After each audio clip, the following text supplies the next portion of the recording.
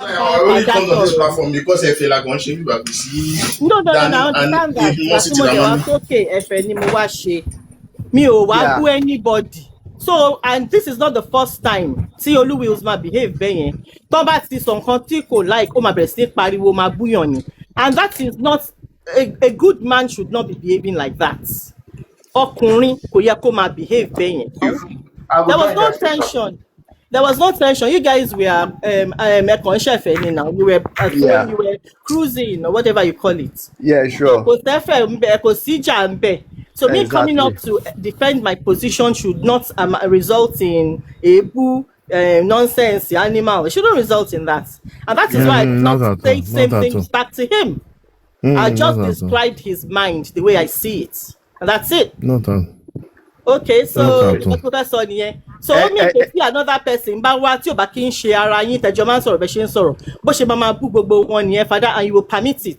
That's not good. No. That's why tí a ṣe ń try pé no. Jẹ́ ká wọ̀nyàn a máa ń wà free níbi apart from the fact that you know mi ò bàjá now. Ìjọ tó ṣe fún mi pé ìjọ tó kọ́kọ́ ṣe fún mi ń bíbà iná ṣe bó ṣe pariwo lé lórí tó bú mi nìyẹn ṣé mo bú. And the result, number one, àgbàlagbà ni mí mi ò ń ṣẹgbẹ́. You understand? Àgbàlagbà ni mí mi ò ń ṣẹgbẹ́. Fada jẹ́ ká jẹ́ kí wọ́n rẹ́rìn díẹ̀. Ṣé nǹkan tó ṣẹlẹ̀ ṣàkọsílẹ̀ ni? Àkọsílẹ̀ ni o, Ọlọ́run ti sọ pé ó máa ṣẹlẹ̀ láàrin. Ṣòtìrí bàbá alákọ̀ọ́sílẹ̀ ó wá sá lọ sí. Because mi ò intend ọmọ kan tó ṣe jẹ́ àkọsílẹ̀. I did not intend to come up at all. But when you guys kept saying she cannot come up, why are you saying I cannot come up? I can. No, I know say you go come up. You get two people wey even if na hell dey fall.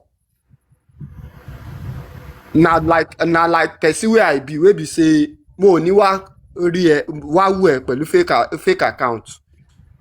Mo dẹ̀ ní ní sọ nǹkan mo máa wá a máa sọ̀rọ̀ ni kò sí bóyá fẹ́ ṣẹlẹ̀. Na why I like you and Shola K. You see those two. I dey always like them in terms of nǹkan tó bá ẹni tó máa kú ló máa kú ẹni tó máa kú ló máa kú. Bẹ́ẹ̀ náà ṣe máa ń wà. Na why I dey gbádùn Àlàkẹ́ Ṣọlá K whatever tó bá máa sọ ló máa sọ even me tó bá dárúkọ mi bì kan wey be say kíní I go press kíní ni àlàyé alpha what's good we go talk nothing go happen. Yeah. It was a good conversation. It was a good conversation, honestly. It was a good conversation. Father, in as much as it might be a sensitive topic, but it was a good conversation. Yeah. But all depends about open mind there. You'll be able to see from me. I like seeing from every side. At least Kilomba la appreciate reason. Clayton she will buy. Because motivate you can argue kini kon pe why it all she that Messi more special than all of us. I did discuss and I saw the person's view. When she me, you understand it, me. You want to see the other person's side. Yeah, exactly. It's okay for you to say I do not believe there is a God, but not for you to start saying there's no God. There's only people. Who is your God? It's not. That's not right. No. That is like shitting on somebody else's belief, and that's rude. Exactly. That is very disrespectful to another person's belief. You don't shit on people's beliefs. If you don't believe it, just say I do not believe it, and these are my reasons, and you're not going to convince me. Simple. Apologies to Madam Alake, to Olu, and all our audience, all viewers. Emma Binu. We are not like that on this platform. We apologize so for just that. For a commercial break. I love commercial break. No,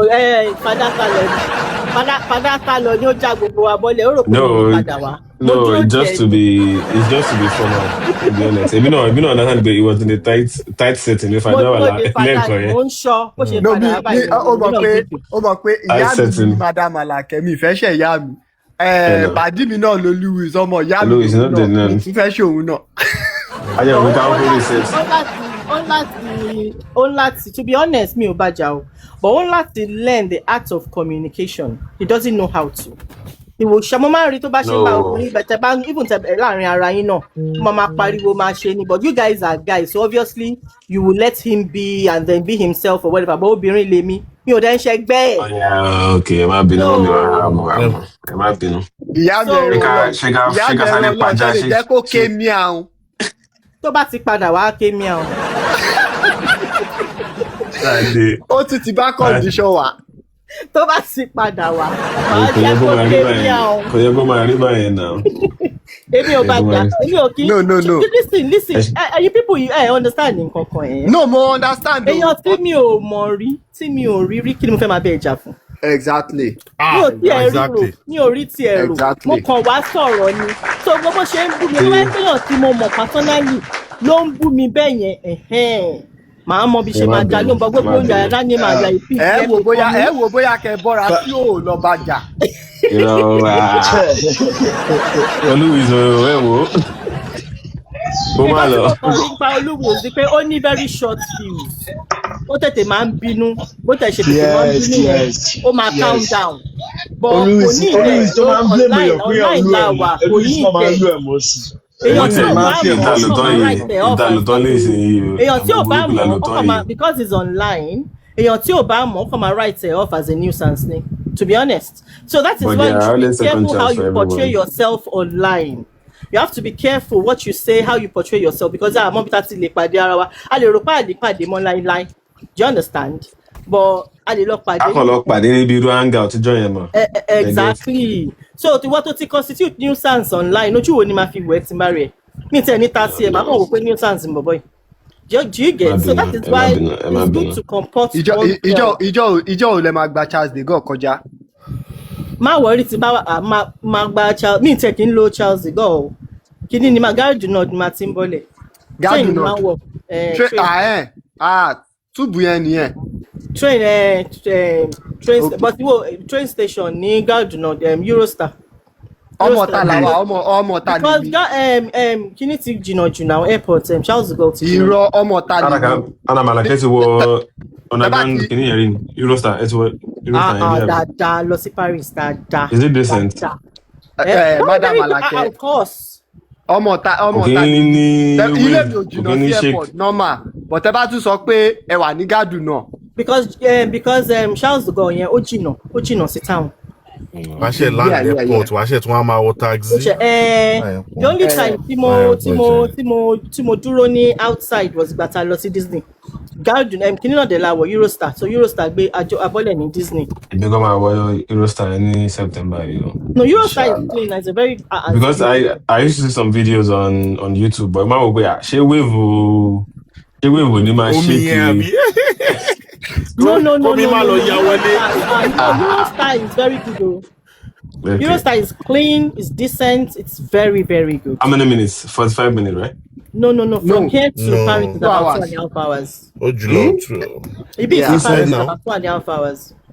But how many minutes are going to die Eurotunnel? How many minutes? You got to bear me. But I'm sure bear mini. Eurotunnel must be about 30.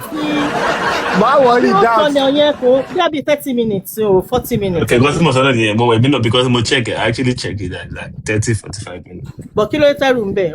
No, Moko. I research no be said. Oh, solid now. Oh, solid. Yeah. Because I've been seeing few videos. And ní hotel rò pé ṣé history accident wà lórí Eurostar? No. For one, history accident kankan. No. Or any incident. Never. Dabs ṣe àwọn wò pé tí train bá lọ dákú sáwọn omi kọ. Dabs jọ tó bá ti ń bọ̀ nǹkan tó kọ̀ọ̀rọ̀ because mo ti rí i pé ó dàbí ó ti ní two mind pé ó lè jẹ́ gbà yẹn gangan ni. Another reason tí mo ṣe wá sókè fún ẹ torí o máa ń wá tọ́jọ́ son mi my TikTok son ó dẹ̀ máa ń tap fún wa tó ẹ̀ mo ṣe ní okay I'm gonna come up.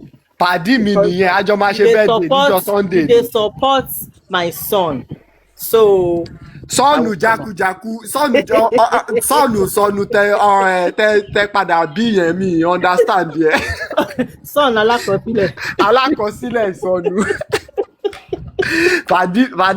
Pàdí mi gidi nìyẹn. The sniper ni the first person tí mo kọ́kọ́ tó jẹ́ pé ní 2023 èmi àti ẹ̀ kọ́kọ́ bet on this J4M ó ní no.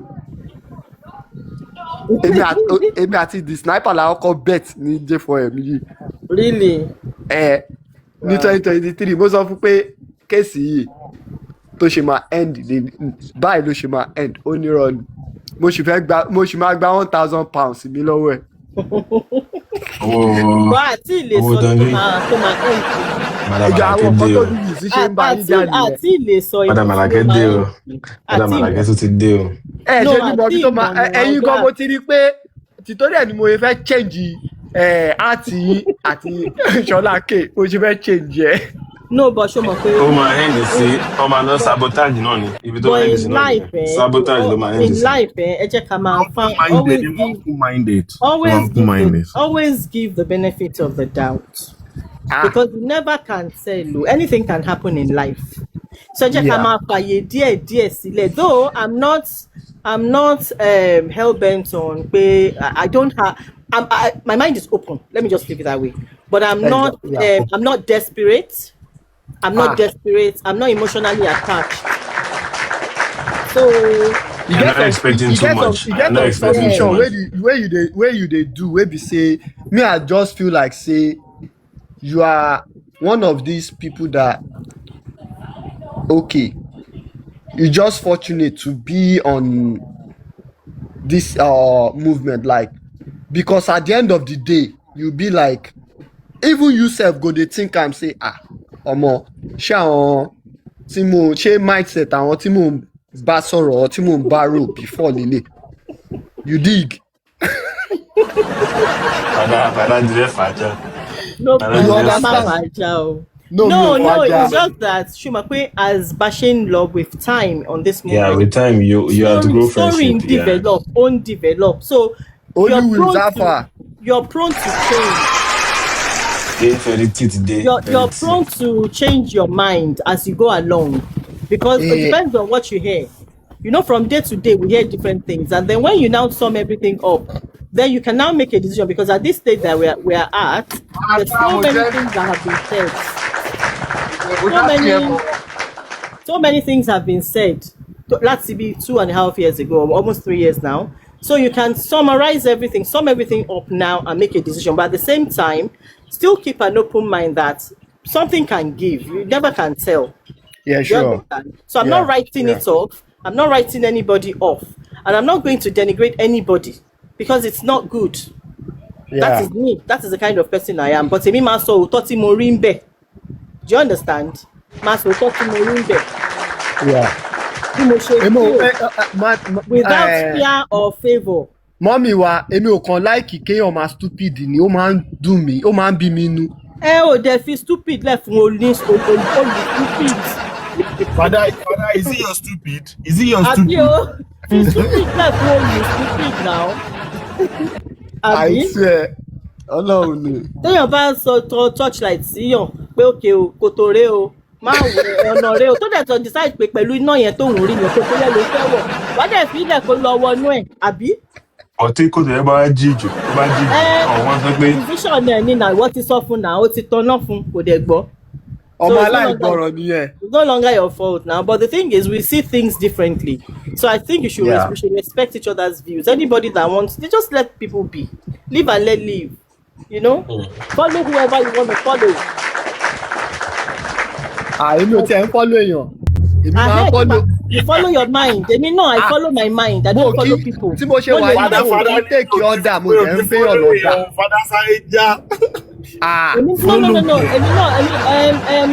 No, but now we follow our minds, but we have people that we also follow. Let's be truthful. We've been on platforms. We followed certain. No. But me, in the midst of it all, Magbo, in the midst of following people, you decide. You make up your mind. So in essence, you are following. Láti 2023 September, I never follow anybody. I only listen. I only listen to not TikTok. The people I only listen to people in the house. Kino porúkọ police, family. Ni mo kàn listen sí, kò kí n ṣe TikTok. And inú bẹ̀ ni mo ti add, subtract, divide, multiply. Mo dey get, and I'm like, mo fẹ́ arrive sí bíbáyìí. Ibi tí mo arrive sí back then, ní on the 13th, 14th, 15th, 16th yẹn. ibẹ̀ ni mo wà so ẹni ò follow anybody ní TikTok gbogbo èèyàn tí mo. aláyọ̀ ni bẹ̀ báyìí ṣé bí aláyọ̀ ló já sí ni. Ó lè má jẹ̀bi wo anybody ibi tó bá já sí anywhere tó bá já sí báwo ni pa ibi dá ara ẹ̀ mọ̀ ló já sí.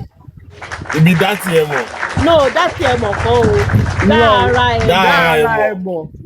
Ó yàtọ̀ sí dá ti ẹ̀ mọ̀ o. Ó yàtọ̀ sí dá ti ẹ̀ mọ̀. Dá ara ẹ̀ mọ̀ la wà ń sùn. A máa padà pàdé wájú. Exactly. Àtẹ tó slow, àtẹ tó fast. For me, I mean, I feel we should just respect each other's opinion. Whoever says they're doing whatever they're doing. Nǹkan ẹ̀kọ́ tí mo máa ń ṣe nìyẹn bọ̀ àwọn èèyàn like nǹkan bẹ́ẹ̀ yẹn. Mi ò feel pé ká máa denigrate, ká máa undermine nǹkan tó ń ṣe. Just let people be. No, as long as you wá ló máa mọ̀ pé believe any, let them be. You don't believe them, you don't follow them, you don't. But do you know? Are you aware that there are a few people who would write you off based on the fact that you guys don't have the same belief, and exactly they don't have a personal encounter with you, right? But because of the fact that they feel like you're not of the same belief, they've given you zero chance. They don't even want to. But in that situation, for me, I will stay off you. If I've written you off in my mind, I will stay off you. I wouldn't talk about you. Because then you should write it off you. Then you should write it off me. And you know me. I can't believe any. So me talking down at that person because I've written them off in my mind, I'm also cancelling the people that are following this person. So I wouldn't do it. Do you understand? It's just like we should all learn to have empathy. Put yourself in other people's shoes. If you're doing something and people don't believe in what you're doing and they're like shading you, making snide remarks about you, how would you feel in their shoes? You would not feel good, you feel bad, and in that sense you feel, what are these people, why are these people doing this to me? So in that wise, I would not even talk about you, I would not donate to you, I would not come to your platform, I would not engage you, because I've written you off in my mind. Do you understand? So if I've written you off, why am I talking about you? Well, Madam Alake, but we go talk about everything, everybody, you can. I want Madam Alake. The only thing is pé ẹ lè fà mí já mi ò kí ẹ. Ẹ lè talk about me. Ẹ parọ́ mọ́ mi ẹ ṣe gbogbo èmi ò ń worry gbogbo nǹkan bẹ́ẹ̀ yẹn. I don't give a fuck, no worry. Lie on me, ṣe gbogbo ẹ má worry. The only thing ni pé mo understand mo dẹ̀ ó dẹ̀ wà 100%, 1000 pé one-on-one. It's okay to talk about what is happening. Exactly. It's okay to talk about what is happening without labeling other people or shading. You can just say what's on ground. This is what is happening without calling them names, without, you know. Nǹkan tó ń bá ọgbà nǹkan bẹ́ẹ̀ wá ni pé sometimes you just want to catch cruise. Yeah, I understand that. Sometimes you just it's not that deep. It's not that deep. I understand that, but you know, understand. Okay. Let me tell you. Every one of these hosts, money, different accounts. Tí mo máa fi ń gift. Mo máa ń gift like Ignima ni. And the reason is, ó lè jẹ́ time yẹn nǹkan tó ń ṣe ó mo like ẹ̀ ó kàn bá kò ń ṣe pé bóyá mo ṣe because of mo kàn mọ̀ pé online la wà. You understand? Èmi understand online, not today, not yesterday. I was born yesterday but not last night. But ṣùgbọ́n Father, when you talk, you always say mo ti mọ̀ pé lè máa ṣẹlẹ̀, mo ti mọ̀ pé kinní kan. You don't call out people like that. You don't start saying. Èmo mọ́mọ́ ṣe ń parọ́ ni. No, Miss You don't say that. On that note, you know, I don't know how to fake. You know the thing is that I don't know. Me, it's wrong, Father. No, you don't call people names. You don't. I'll give you one example. mo ń búyàn the opinion that bọ́bọ́ máa ń ṣe pé mo kàn fẹ́ nǹkan tí mò ń sọ nìyẹn. No mi ń ṣe ògbà no nǹkan tí mò ń sọ nìyẹn pé you can do your analysis, you can catch your cruise without actually calling people certain names. That's what I'm saying. No. More as in sometimes even me I find it difficult to like, but at the end of the day tí n bá fẹ́ sọ̀rọ̀ mo máa sọ̀rọ̀. Either the president, either whosoever. Tí n bá fẹ́ sọ̀rọ̀ mi mo máa sọ. Of course now. You understand? I don't give a fuck. Yeah.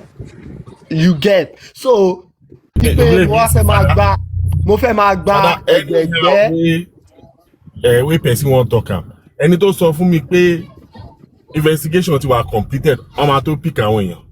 Tẹ́ni náà sọ fún mi pé wọ́n wà indicted lọ́la. Tẹ́ni wọ́n sọ fún mi pé they are about to open kinní kan. Tí bá pe náà lónírọ́, mo pè é nìyẹn based on àwọn nǹkan tí mo sọ. But mi ì ní sọ pé kéèyàn kan sọ pé onírọ́ lẹni náà. Èmi ni máa sọ pé reason tèmi ṣe pè é nì. Màá kò dẹ̀ sí another thing nǹkan tí mo fẹ́ rà ní pé kò sẹ́nibody tí kò tí throw shade banter to some other people. Nǹkan tí mi ò kàn like ni pé kí platform kan wá dúró pé ọ̀yẹn máa ń mock wọ́n máa ń ṣeré pa wọ́n máa ń búyàn kan unless everybody ò bá tí lọ gbọ́ recording ara ẹ̀ ni kò tí ní gbọ́ bí táwọn kan ti ṣe yẹ̀yẹ́. On that one. You see that ọ̀rọ̀ yẹn tó sọ that òun ló máa ń fà tí mo fi máa ń wà ní you fit talk about me anyhow, no worry. Ìjẹ̀bú mi abeg mi ti Ìjẹ̀bú okay. Ṣé you understand? I don't get problem. Anyhow you talk about me, no worry. But one, no lie on me. That's number one. Number two, God bless you. Because I no go lie on you. Everybody na your as in wetin you use your mouth talk. I go just echo you. Yeah, that is okay. Kò sẹ́nibody tó máa àwọn criticisms kan wà tó go beyond constructive tó wà destructive. Ìyẹn lèmi ò like. That's what I'm saying. But at the end of the day, it's your platform. Whatever you say is on you. Tí n bá fẹ́ comment, máa comment. Bá fẹ́ wá sókè, máa wá sókè. Nígbà tó bá wù. Exactly my point. So I'm just saying,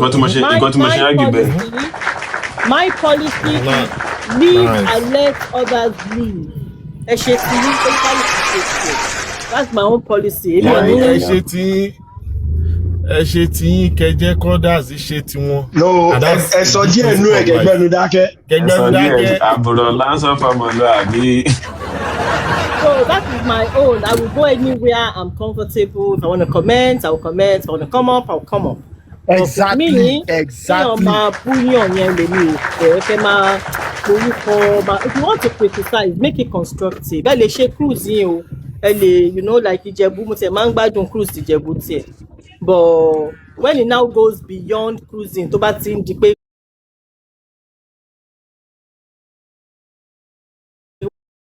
Màá mi fẹ́ bèrè kan, ṣé ẹ lè adopt èèyàn, ṣé ẹ lè adopt èèyàn? Legally sniper. No. Ilé mi ti kú, ilé mi ti kú. The sniper máa sùn táwọn máa sùn. Ìyẹn tó máa sọ pé àkọọ́lẹ̀, èmi ò ní sọ pé àkọọ́lẹ̀ ni. Tó bá ti ṣẹlẹ̀ sí ẹ máa ní ọwọ́ èṣù ni ẹ má wọrí. Máa ní iṣẹ́ èṣù. The sniper máa ń no, àkọọ́lẹ̀ ni sniper máa ń sọ jàre, àkọọ́lẹ̀ ló máa ń sọ jù. Ẹ má àkọsílẹ̀ ni ẹ má wọrí. Èmi ò ní sọ pé àkọsílẹ̀ ni. Ẹ máa ní iṣẹ́ èṣù ni kò normal ni máa sọ fún yín. Ẹ máa ní kò normal. Èṣù má ṣe mí má ṣe ní kankan. Máa ní kò normal ni. The sniper máa ní àkọsílẹ̀. Wọ́n gbé yàn lọ sí kirikiri. The sniper ní àkọsílẹ̀ ni. Àkọsílẹ̀ bá wò. Kí ni aláyé yìí sọ yìí? Sniper mo ní àkọsílẹ̀ bá wò. Wọ́n gbé yàn lọ sí kirikiri. Ó ní àkọsílẹ̀ ni ó ti kọ sílẹ̀ kó máa lọ ni. Ọmọ mi ò understand wàhálà. Believe the sniper nìyẹn. So bàbá gbà bẹ́ẹ̀ náà ni. Wàhálà mi ò understand yìí wà àkọsílẹ̀ báyìí. Àti bá gbà bẹ́ẹ̀. Ìjẹ̀bú tó bá jẹ́ kó èèyàn nílò wá bí tó kọ́ sí báyìí. Presidency mo fẹ́ bèrè kan ẹ jọ̀ọ́. Ẹ mọ̀ pé ìgbà tí BT láyé ìgbà tí Pekis tó jáde níbi tó gbé lọ ó ní ó sọ ọjọ́ ẹbí tó ọ̀yọ́ sọ pé irọ́ ló pa kinní kan ó ní ṣé kí n ṣì di mi ràn yín so ó wá bring me back sí ẹ máa gbọ́ ẹ má bínú o mo wo live ẹ má gbọ́ mo wo live ẹdínwó ẹ má gbọ́ mo wo live màmí mò ń jọlá lánàá so màmí sùn sórí bed so mo wá wò pé àbí wọ́n nà màmí náà lẹ́yìn mi ṣé tí màmí ò lè dúró so ti yẹ yín so no ẹ má gbọ́ kíní yìí ẹ ṣàánú mi ẹ bá mi analyze ẹ ṣé ọ̀nà màmí náà lẹ́yìn náà ni tó ṣe dìde dúró torí màmí sọ pé màmí ní you can't understand kíní yẹn ló ń dùn mí bẹ́ẹ̀ ọ̀rọ̀ yẹn ló ń dùn èmi you can't understand yẹn ló ń dùn mí ṣó ti yẹ yín màmí mo fẹ́ kẹ́ ẹ analyze ẹ fún mi. àkọsílẹ̀ ni tó máa lie down. ok àkọsílẹ̀ ni kò máa sùn sórí bẹ́ẹ̀ bẹ́ẹ̀ lọ. àkọsílẹ̀ ni. ok àkọsílẹ̀ máa ń yí padà náà. tó bá yẹ first time tó ní police àwọn máa ti ní body language ẹ wá ti rí wá sí ara ẹ so they will now keep putting that fear in you wàá máa gbọ́ baba. But you know we get choice now. Baba, always on the first attempt, you know we get choice. You see, Dabs, wait. Ìkọ́kọ́ ṣẹlẹ̀ sí mi ní 2 years ago. Ìgbà tí mo lọ sí Naija. So mo land late. I think I reached Nigeria around that kind 9 o'clock. Ká tó jáde láti inú airport jáde síta ó tó bí 11:30. So ìgbà tá wá ń lọ, àwọn pàdé mi tó wá gbé mi tá à ń drive lọ. So mo ní massage kíní kan ó dàbí bí ìbọn báyìí ni wọ́n ṣe kíní ẹ̀ bí ìbọn báyìí so bọ̀ o lè fi massage ẹ̀yìn àbí ẹsẹ̀ ẹni so kíní yẹn lọ́wọ́ ọlọ́pàá rí nínú mọ́tò tọ́níkà bọ́lẹ̀ pé ìbọn ni mo dẹ̀ sọ pé kò ń ṣe ìbọn mo wá sọ pé òkè èmi wá sọ pé òkè mo wá fẹ́ pe ọ̀nkù mi tó tẹ̀ jẹ́ ọlọ́pàá ó ní báyẹn sọ fún mi direct tó ní. My brother, na Nigeria you dey o. Call your uncle. You go know say. Àti ọba sanwó alẹ́ iná. Bọ̀bọ̀ ọlọ́pàá yẹn sọ fún mi pé ó ní sórí kinní tó gbé dání yìí ojú ẹ ló máa ti di ìbọn lójú ẹ á di ìbọn gangan fúnra rẹ̀. Wà láìtọ́lá mo sọ ní straight mo sọ fún máa ẹ̀ mo yẹ ó dẹrù báyìí ní ọlọ́pàá. Baba mo sọ fún máa ẹ̀ mo ní àgbẹ̀ wọ́ọ̀rì pé as in oh no baba you know say. If you reach station na another thing. nǹkan tó sọ yẹn ó fi ó kò mọ ránkì tí ọ̀nkọ yẹn wà number 1 then 2 ó believe pé tó bá tí ó bá scare tó bá lọ pé kíní yẹn wọ́n pe nọ́mbà yẹn owó ò ní jáde mọ́ owó ní sáré lo ikọ̀ ẹ̀ ti scare so that apá lè jà mọ́. Baba wait. Baba you know say these people they be police. And you know say Nigeria ó mọ̀ pé àwọn ọlọ́pàá Europe wọ́n ní kámẹ́rà lára wọn if you dey follow them dey argue everything dem dey see am for office so wọ́n mọ right ti wọn wọ́n mọ right ti tiẹ̀ so ibi tó ti go wrong wọ́n máa jẹ́ kó mọ̀ ibi tó ti go right wọ́n máa jẹ́ kó mọ̀ but ti Naija kò sí lára wọn if he tell you say baba mo rí kíní yìí nínú kíní yìí ó máa kò sẹ́ni tó kà ó tún ní eré àtẹ pé tó bá ti ọlọ́pàá bá ka mọ́bẹ̀. No follow, no do any argument, no do any fighting. To be isolated place. Thank you. Nǹkan tí mo sọ náà nìyẹn pé because àwọn ọlọ́pàá yìí bó ṣe wà tó bá sọ fún ọ̀gá wọn pé ọ̀gá no be wetin he talk o na lie he dey lie o this guy na lie o na this thing he dey do o na this thing we see for your hand o. Bàbá okay ó ní kíní kan tí mo rí ní bọ̀bọ̀ kan báyìí Ọlọ́run ló ní kí bọ̀bọ̀ yẹn máa fídíò ọlọ́pàá yẹn. Bọ̀bọ̀ ọlọ́pàá yẹn ó wá sọ fún bọ̀bọ̀ yẹn ó bóyá lọ sí boot ó ní bọ̀bọ̀ yẹn sí boot. Bí bọ̀bọ̀ yẹn ṣe lọ sí bùtù fún bọ̀bọ̀ yẹn kọ̀ sáyé wá lọ́ba ó wá sọ fún bọ̀bọ̀ yẹn pé this white thing na you get am bọ̀bọ̀ yẹn ní láíláí kò ṣe ní mọ́tò mi ló ti mú kínní kò ṣe ní mọ́tò bọ̀bọ̀ as in torí pé bọ̀bọ̀ yẹn ó ti like nígbà tó yẹ kó ti mọ̀ pé ọlọ́pàá yẹn wọ́n máa ṣe kínní yẹn ó ti set camera sí inú mọ́tò yẹn this one àti àmọ́ online ni o kò ṣe pé real life mo rí online ni bọ̀bọ̀ yẹn ó dídì bá bọ̀bọ̀ ọlọ́pàá yẹn fà pé irọ́ eléyìí irọ́ kò ṣe pé ó bá ní mọ́tò mi. Ìwọ ló fi eléyìí síbẹ̀. You see that kind of thing but if it's something wey be say you no get those kind of thing. tó bá yẹ pé inú ìlú ni wọ́n ti stop wẹ̀ ó lè ṣe ṣakara lè ṣe. no àní alẹ́ ní inú gbọ́ngàn ní inú gbó ní ìsáyọ̀ ọ̀nà gbọ́. bẹ́ẹ̀ ọ̀nà Àkúrẹ́ yẹn ọ̀nà Oǹdó ọmọ farabalẹ̀ o. Ìjẹ̀bú sórí ó ní kíní opportunity kan tí mo feel pé kálá ó àlò dáadáa ni kò bá help láti stop police brutality sórí EndSARS yẹn it was a movement that was an opportunity to change lot of things along. Even this Baba even this J4M yìí tó wáyé pa àlò dáadáa ni wàláì tàláì Nigeria go dey peaceful ọlọ́run. no Ìjẹ̀bú sórí EndSARS yẹn make I tell you ó lọ gbọ́n Naija náà tó ṣe protest everywhere lọ́ọ́ ti ṣe protest. Ìjẹ̀bú make I tell you something you see EndSARS na him be number one. Now they talk we don do mistake for that one. J4M na him be the is a subordinate of wait you see J4M you should as in o need láti understand Nigeria tó ṣe máa ń work ló máa fi understand J4M sórí EndSARS yẹn you see that EndSARS e too dey scary for Nigerian government but immediately tó ti overcome EndSARS sórí J4M ìgbà tó ti fẹ́ fún yín justice tó ti fún J4M ní bó ṣe exhume Mohbad yẹn ìjọ yẹn justice tí wọ́n fẹ́ fún public nìyẹn. yẹ́n náà ti stamp ẹ̀. justice tó fẹ́ fún public òun nìyẹn whatsoever tó bá wá behind there it is between you public but ẹ sọ pé ká wú òkú yìí nǹkan tó le jù. àti wú o àbí. kò dẹ̀ sí nǹkan méjì tó ṣe because EndSARS yes ó ṣẹ̀ṣẹ̀ kò tí pẹ́ tó ṣẹlẹ̀ nígbà tó ṣẹlẹ̀ ọ̀dẹ̀ tí nǹkan tó ń ṣẹlẹ̀ délé ti ń pick up. èèyàn tẹ́ mú gangan olówó wà ní president nísìnyí kò ṣe pé ó fún yín ó kàn bá yín exhume Mohbad o kò ṣe pé ó mọ̀ọ́mọ̀ o na format Nigeria ni kò máa follow. Fada ìjọba asáré kí ọ̀wọ́ tú analysis wà tí mo sáré Sakule àti Africa TV sábà kí wọn fẹ́rí ẹ̀jẹ̀ kí àlọ́. a máa gbájíwà gan yìí ọlọ́run yẹ ká gbájíwà gan yìí. welcome. ìfẹ̀yìn tí ló gbé justice wa ó gbé justice wa sínú jíwà gan. Africa TV. táyà fún bàbá lọ fún bàbá látọ̀.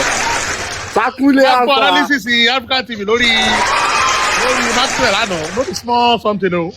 mo ti ẹ gbọ́ láàárọ̀ yìí lọ́dọ̀ baba dey drop nugget. so Ìjẹ̀bú you should understand that I don't say that 1 million I wan give Maxwell 1 million. Sometimes it's not about what is happening. You just have to understand one thing and that thing is Nigeria. kọ́lọ́ máa yẹ kí Nàìjíríà ṣẹlẹ̀ sí ọ̀nà. exactly. if it happen to you go fall.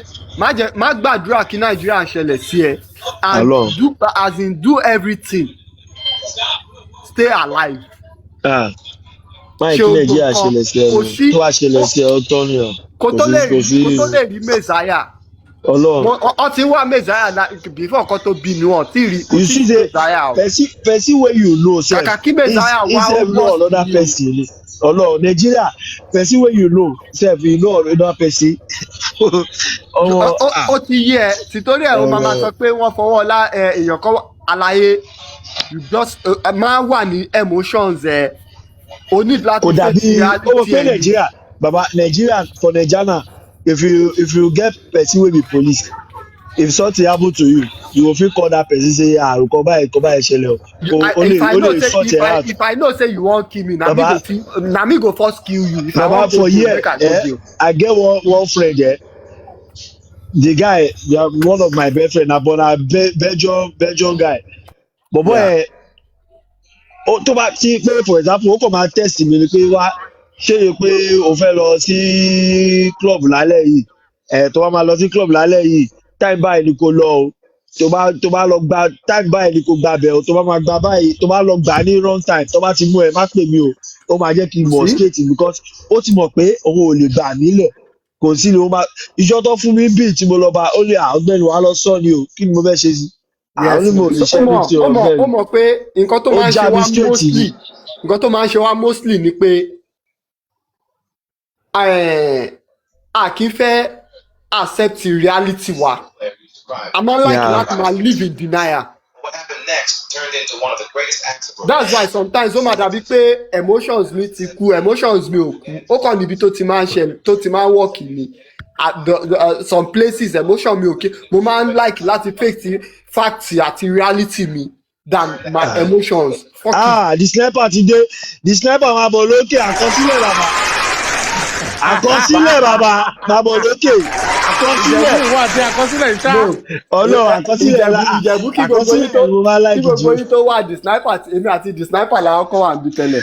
no ó ti wà lákọsílẹ̀ pé Africa TV gan wọ́n máa sọ̀rọ̀ ní show báwùsọ̀ lánàá yẹn ó ti wà lákọsílẹ̀ ó ṣọ̀fù mi. Africa TV bàbá ṣé ẹ̀rí pátígbà justice gbogbo kíní ẹ̀ bó ṣe lọ lánàá yẹn. ṣé ó ti tásìkò tí mo máa kí mi ò fẹ́ gáàmì sí kẹ́nìkan wá. ẹ bá wọ ẹnu àbíbá yìí ẹni gáàmì sí ẹni àbí kí n ṣe hold on ṣé kí n ṣe hold on. ẹ ṣe ẹni tí tó bá wà lọ́pọ̀ ẹ̀bàná. Okay. Wà Africa TV tó bá lẹ̀ tẹ̀tí ń bájà tẹ́lẹ̀ ẹ máa bàjá ń bí o. èmi ò bẹ́ ni ó ní mímí nà. bàbá ò kì í bẹ́ẹ̀ ọjà ó kẹ́ ẹ̀ tó bá interrupt bàbá ni bàbá máa ní are you stupid shut up I say. èmi ò bá ọjà mi ò ẹjẹ sọtọ fún mi. no sórí má kí ọ̀rọ̀ ẹnjìnà sí mi lẹ́nu torí ìjọ tèmi àti ẹ bá máa sọ̀rọ̀ ìjọ tèmi àti ẹnjìnà bá máa sọ̀rọ̀ ó máa understand mi mo ti sọ fún last time tá a sọ̀rọ̀ ń bì pé. ẹnjìnà ti fi jẹ́ fọ ẹ̀ múlẹ̀ fún yín. no bó filẹ̀ anywhere tó bá wà before I greet the house engineer operates on half-baked information.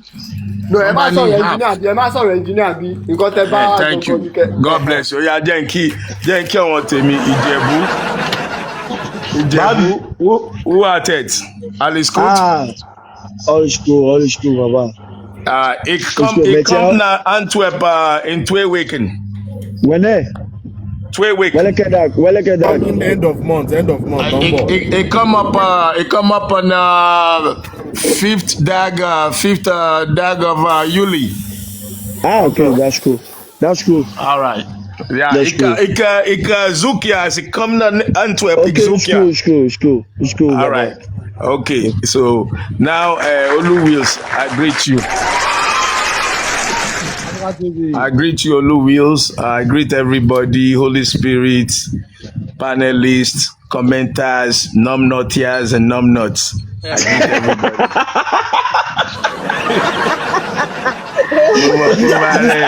This nigga is òyìnbó yẹn ló wá fa mi lẹ́yìn gan. Numnut. Bàbá yìí ló wá pa hálíjẹ fún ẹ̀mí ìṣe. Mo mọ̀ pé yẹ ó máa ti jẹ. Ìkànnì àti meet ní jẹ́ fún ẹ̀mí lásán. Àbálẹ̀ entertainment. So nǹkan tí mo kàn lè sọ ṣe ní nǹkan tí mo máa wá sí platform yìí lẹ́kọ̀ọ̀kan ni pé the energy the vibe the youthful exuberance ó máa ń ginger mi ọdún ẹ máa ń dá sí rọ̀fọ̀. ọmọ wèrè la wà. lòun bíbá yìí ọdẹ ní wèrè la wọ́n ní wèrè la fi ń wèrè.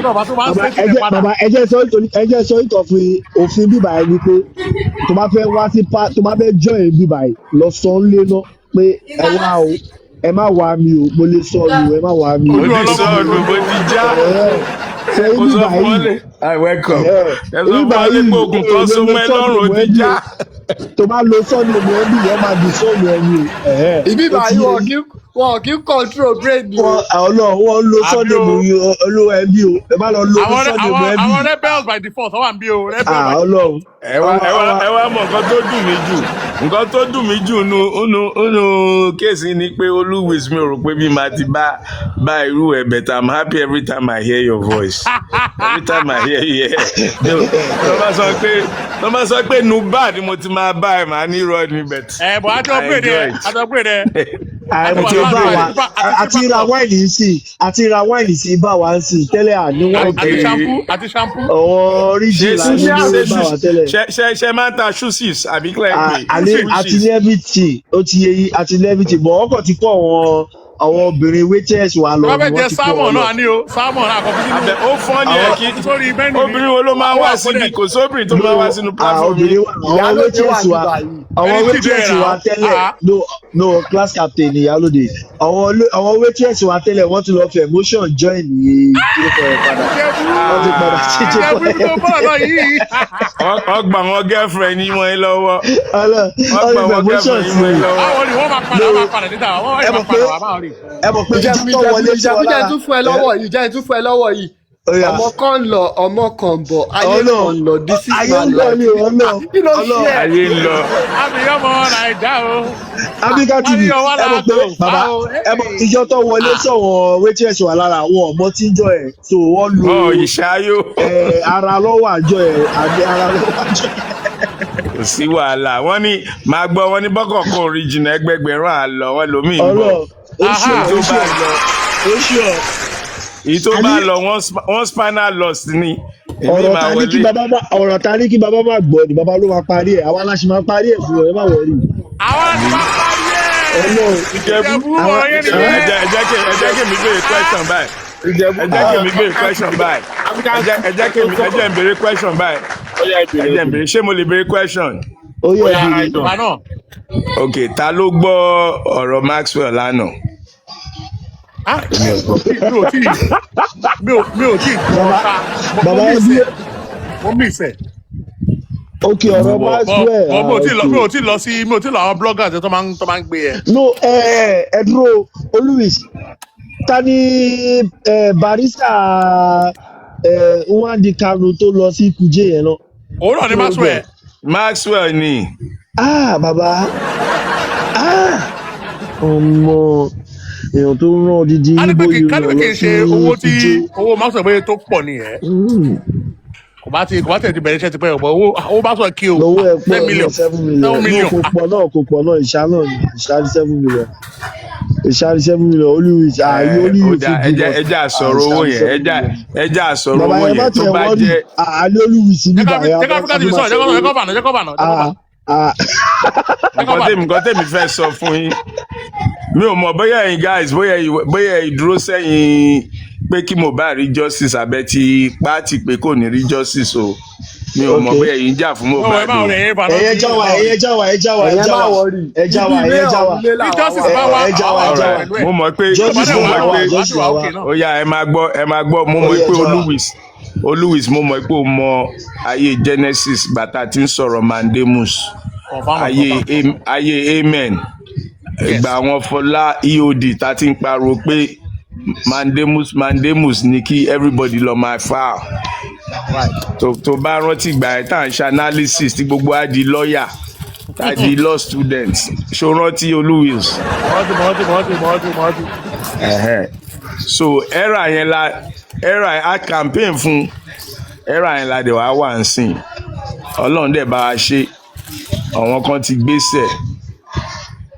ti gbéṣẹ̀ so Mohbad ti finally ó ti ní voice nínú courtroom sórí gbogbo ìtàn ṣe yẹn tẹ́lẹ̀ inquiry was not the voice of Mohbad. Inquiry was preparing us on what Mohbad will be saying in all the courtrooms.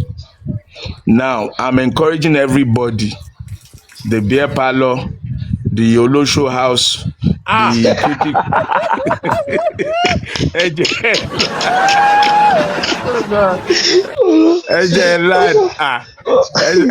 on a serious note, since the gbogbo àti wà ní different department, àwọn ológun náà, àwọn aládò wà, Ado house. No, honestly. So all the different houses. ẹ máa gbọ́ ọwọ́ Ògún house ti wà láti Genesis láti bú Ògún ẹ rántí gbà tá a bú Ògún èmi náà bá wọn bú Ògún. ẹ má tẹ̀lé Africa Magic ní class action o ẹ má sọ nǹkan tó ń sọ. so all the houses that you belong to. Ẹ máa gbọ́ all the houses that you belong to. Let me just name a few houses that I know without bias. The àwọn olórí irọ́ houses wà ń bẹ̀. Àwọn olórí GoFund wà ń bẹ̀. Àwọn olórí àdó. Ẹ máa gbọ́ àwọn olórí àdó. Àwọn oní two-some. Let him do his thing. Make him do his thing. Àwọn two-some house. Whichever house you belong. Whether you are the olórí irọ́. Bàbá ìjẹ́ ẹlẹ́ wa pààyàn lórí ìjẹ́. Ẹ̀yin guys ẹ lè wá sí Comedy Central kí ló ń ṣe yìí? Ẹ jẹ́ kí n la. Ṣé ní kó jẹ́ kí Africa TV sọ̀rọ̀? So whichever house. Àwọn ti 75-25 okay ẹ jẹ́ ńlá mọ́lẹ̀. If you belong to the house of Gbaya Oníyàwó, you're welcome. The house of àwọn 75-25 ńkọ́. Àwọn 70-30 náà. Ọ̀lẹ́ 70-30 náà kọ́. 70-30 náà if you have belong to 70-30. If you are 70-30, ẹ wá fẹ́ gbọ́. If you belong to the Cocolicious Coco House. Àwọn ló pa arúgbó. Kókó tí mo manage. Kókó arúgbó. Kókó olùṣọ́. Kókó arúgbó. If you belong to Kókó arúgbó. Wọ́n yẹ Kókó arúgbó ló máa dùn fún ẹ. You're welcome. So let all the houses rise up and file a mandemo sórí Ọlọ́run. That is the only answer. That is the only place that Mohbad can have a voice. Bọ́ bàbá ẹ má bínú. Ṣé mandemo sí náà la celebrate lánàá ní Olúwa ṣeun àbí kí la celebrate lánàá? Ṣẹ̀rí celebration yẹn is putting the horse before the cat. Tó bá mọ̀ ìlú òyìnbó tó bá ti gun horse rí, the cat always goes behind the horse. Bẹ̀tọ̀ wọn yẹn wọ́n celebrate pé wọn ò tí ì dájọ́. Mi ò mọ ẹni tó máa náwó tó máa ṣènáwó tó máa jìyà tó máa kó evidence tó máa wọ court. Wọ́n dẹ̀ ní ọ̀gbẹ́ni jókòó nájà lọ rò fún oṣù mẹ́ta á dẹ̀ máa pàtẹ́wọ́ á máa pe hallelujah pé òun ti ṣe nǹkan. Mi ò mọ̀. Yóò rí rẹ̀ ní. Alájẹ́ mọ̀ ẹ̀rí ìlọ Africa TV àtẹ́wọ́ yẹn was celebrating pé àwọn tó ń fẹ́ ambush wọ́n ti yọ wọ́n gbà. Okay ẹja ròyìn ẹja èmi náà ti bẹ̀rù ẹ máa gbọ́ èmi náà ti bẹ̀rù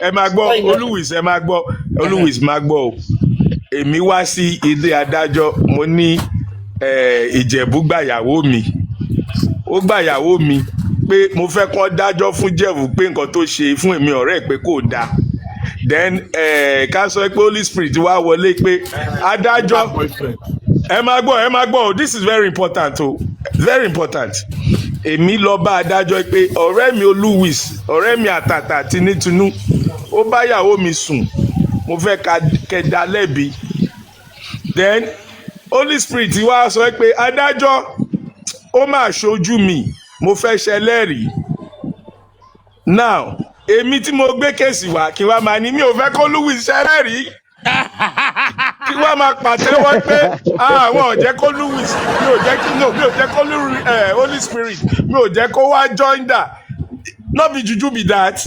Ok ṣé nǹkan tó ṣẹlẹ̀ nìyẹn ni. bẹ́ẹ̀ ṣẹlẹ̀ rí nìyẹn bẹ́ẹ̀ mi ṣe rí nìyẹn èèyàn fẹ́ join that. bó o ṣọ́ pé nǹkan tó ṣẹlẹ̀ nìyẹn another yes ẹ máa gbọ́ bó ṣe yé mi nìyẹn o. yes Olúwis nǹkan tó ṣẹlẹ̀ nǹkan Africa TV sọ ó yàtọ̀ sí ẹ máa gbọ́ sẹ́yìn ò mọ mí ní join that ni ẹ máa gbọ́ if you bring a case to court hold on if you bring a case to court. Somebody can join that pé mo fẹ́ join case yìí ìtorí nǹkan tó ń ṣẹlẹ̀ yẹn èmi náà rí i pé yes bó ṣe rí nìyẹn. Àwọn ti rí intention ẹni tó fẹ́ join now. Bàbá nǹkan tẹ̀yìn sọ ni pé èmi fẹ́ testify pé lóòótọ́ ni kinní yẹn ṣẹlẹ̀ nǹkan tẹ̀yìn sọ sí ilé ẹ̀ bọ̀ kò sí nǹkan tó ṣẹlẹ̀ nìyẹn. African TV. Bọ̀ kò sí nǹkan tó ṣẹlẹ̀ nìyẹn. Tẹ́mi tí mo bá gbé case lọ initially tí n bá dey enough proof I don't need a joiner. My brother, let's be honest. Without let's time to joke, time to be serious.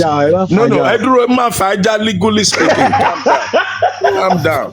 African TV, let me interject you. You know why I can reject joiner? Ẹ jẹ́ parí nǹkan tí mo ń sọ náà ẹjọ́ torí Ọlọ́run. Ẹjọ́ torí Ọlọ́run.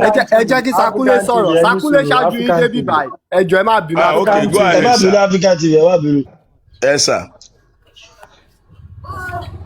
Okay, African TV, thank you very much for throwing a bit of light and the shades too.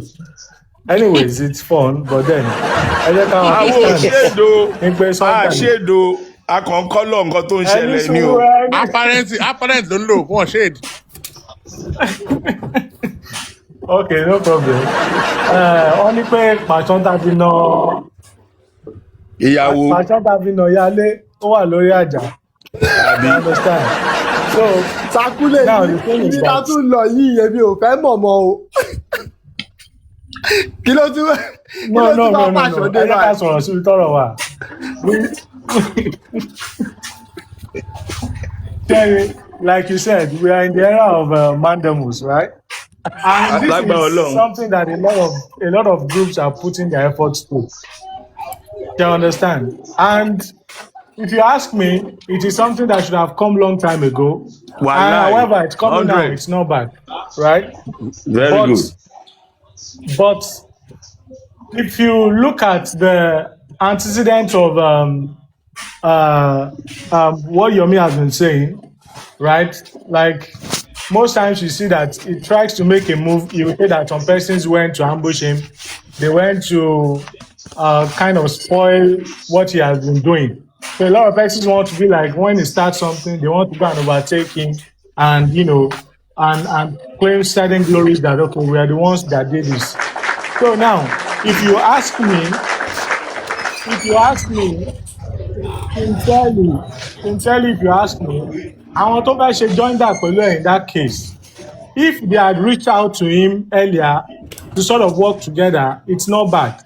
But if you have actually made move to go and apply to join that in the case, and he's not aware, how are you sure that they will not still dambaru the whole thing at the end of the day and confuse the public that okay, this is what is going on, that is what is not going on. So if you ask me, I don't think it's bad. If those people that want to join that really means well, let them. He's the one that applied for it. You guys can look at how you can work together and work things out. But in the long run, when you just brought out something out of the blues, you didn't actually see it coming or whatever. You can't define everybody's intention. Do you understand? The fact that everybody comes out to say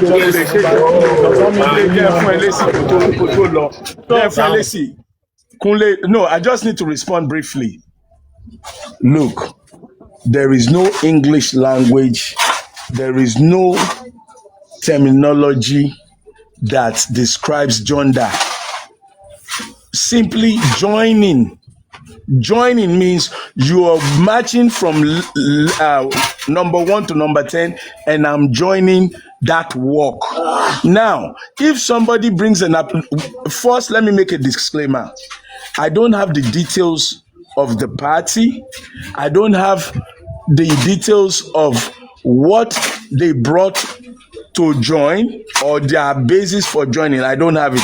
But on the merit of a joiner, in the case of justice for Mohbad, anybody that wants to join me on a proposition that I brought forward that I think will help Mohbad, that person is welcome, whether they call me or they met me on the road, as long as they are in support of getting Mohbad justice.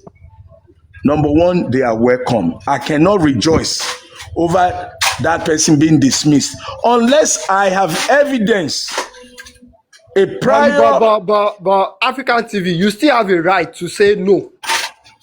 Oga, you have a right to run the red light because you think nobody will catch you. But if you do, are you at the risk of committing an accident? Having a right does not mean you exercise that right. You have to look at the merit of what's going on. You see, you said something earlier, Kunle, that people trying to block him, people trying to do this. My brother, look, why is it that Yomi is the only one that is being attempted block, attempted killing, attempted child beating? Why is it that he's the only one with such stories or situations? African TV. I would second things is complaining about being ambushed every time. The more reason why everyone should leave him to let him do his thing. A rejoinder at this point makes no sense because if you had that intention in your mind before, you should have gone to the High Court to file that mandamus first before he did. You understand? So going now to go and do a rejoinder, he has the right to say no. So let him do his thing, you know. So that will not be hearing anyone ambush me. Want to ambush you? Want to bounce and go? You know, it's better to let him be. You know, it's better.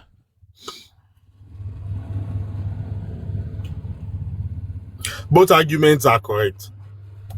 You have the right to join. Can I speak? Can I speak, please? Yeah, sure. Look, number one fault, the person that wanted to join that should have filed their own case. Everybody has a right to file a mandamus. And and you can come back and discuss it another day. The two mandamuses that are out there, they appear to be focusing on reopening, reinvestigating. Now, let me tell you, the Nigerian police or the court will come back and tell you, when was the case closed? Who told you case has been closed? Ongoing investigation is still going. Now, ongoing investigation can take 100 years. It can take, in a murder homicide case, there is no statute of limitation. The mandamuses are supposed to focus on particular subjects. Even Maxwell mandamus that I listened to and I'm part of the issue yesterday, I found something that needs to be corrected. Asking the court to revisit, you have to prove that the police has abandoned, neglected, and of Mohbad. Revisiting or reinvestigating is an ambiguous language. Ambiguity. Right. Make you lose. Hold on. There's noise. Please, I beg you. I want to pass information now. I beg you. Hold on, there's one kind of noise. There's a noise. No, Ojoro, mo de wanta. Ojoro, mo wanta ni to yon tin ba mi ṣiṣẹ́. So mo fojú kan supervise construction mo de wan ojo. So please bear with the noise, anything that it is, please. Continue. Actually in the range. Now, not knowing the details of the Maxwell mandamus and your Miss mandamus, I say any joinder should have been a welcome development. If the joinder has an error or your your case has an error, you have an opportunity to be stronger. So what I'm saying, guys, is rejoicing that if a comrade, rejoicing that a fellow activist has been refused to speak is not what you should be doing. Now, every rain, we're in the rainy season in Nigeria. So now, what I'm hearing these people saying they took to court, not having spoken directly with Maxwell, not having read his brief or his application, and not even not having read your misapplication. When you're asking the court to compel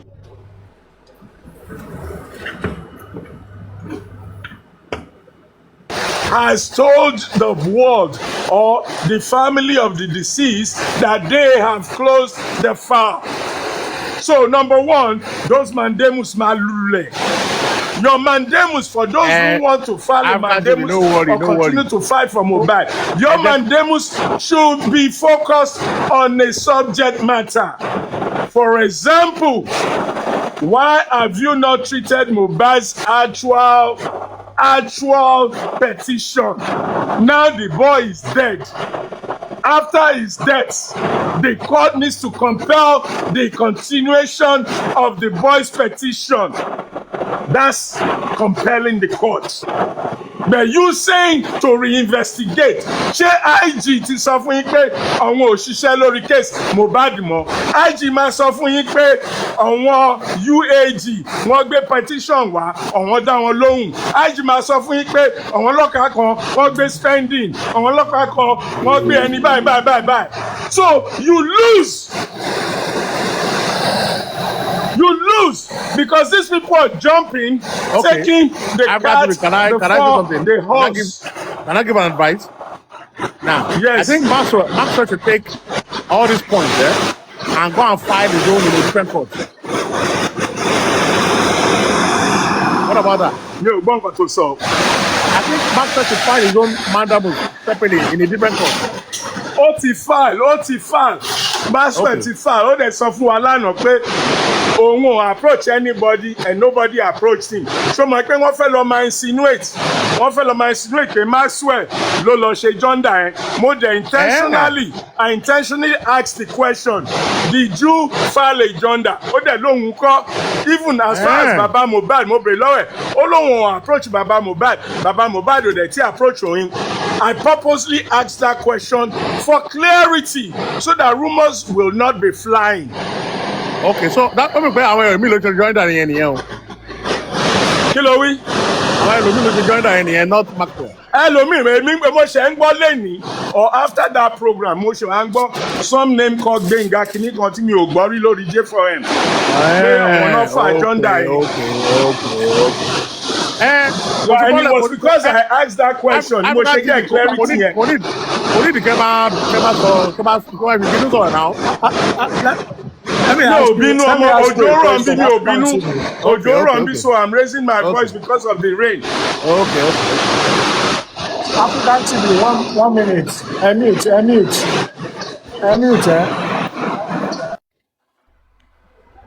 All right, thank you. African TV, let me ask you this question.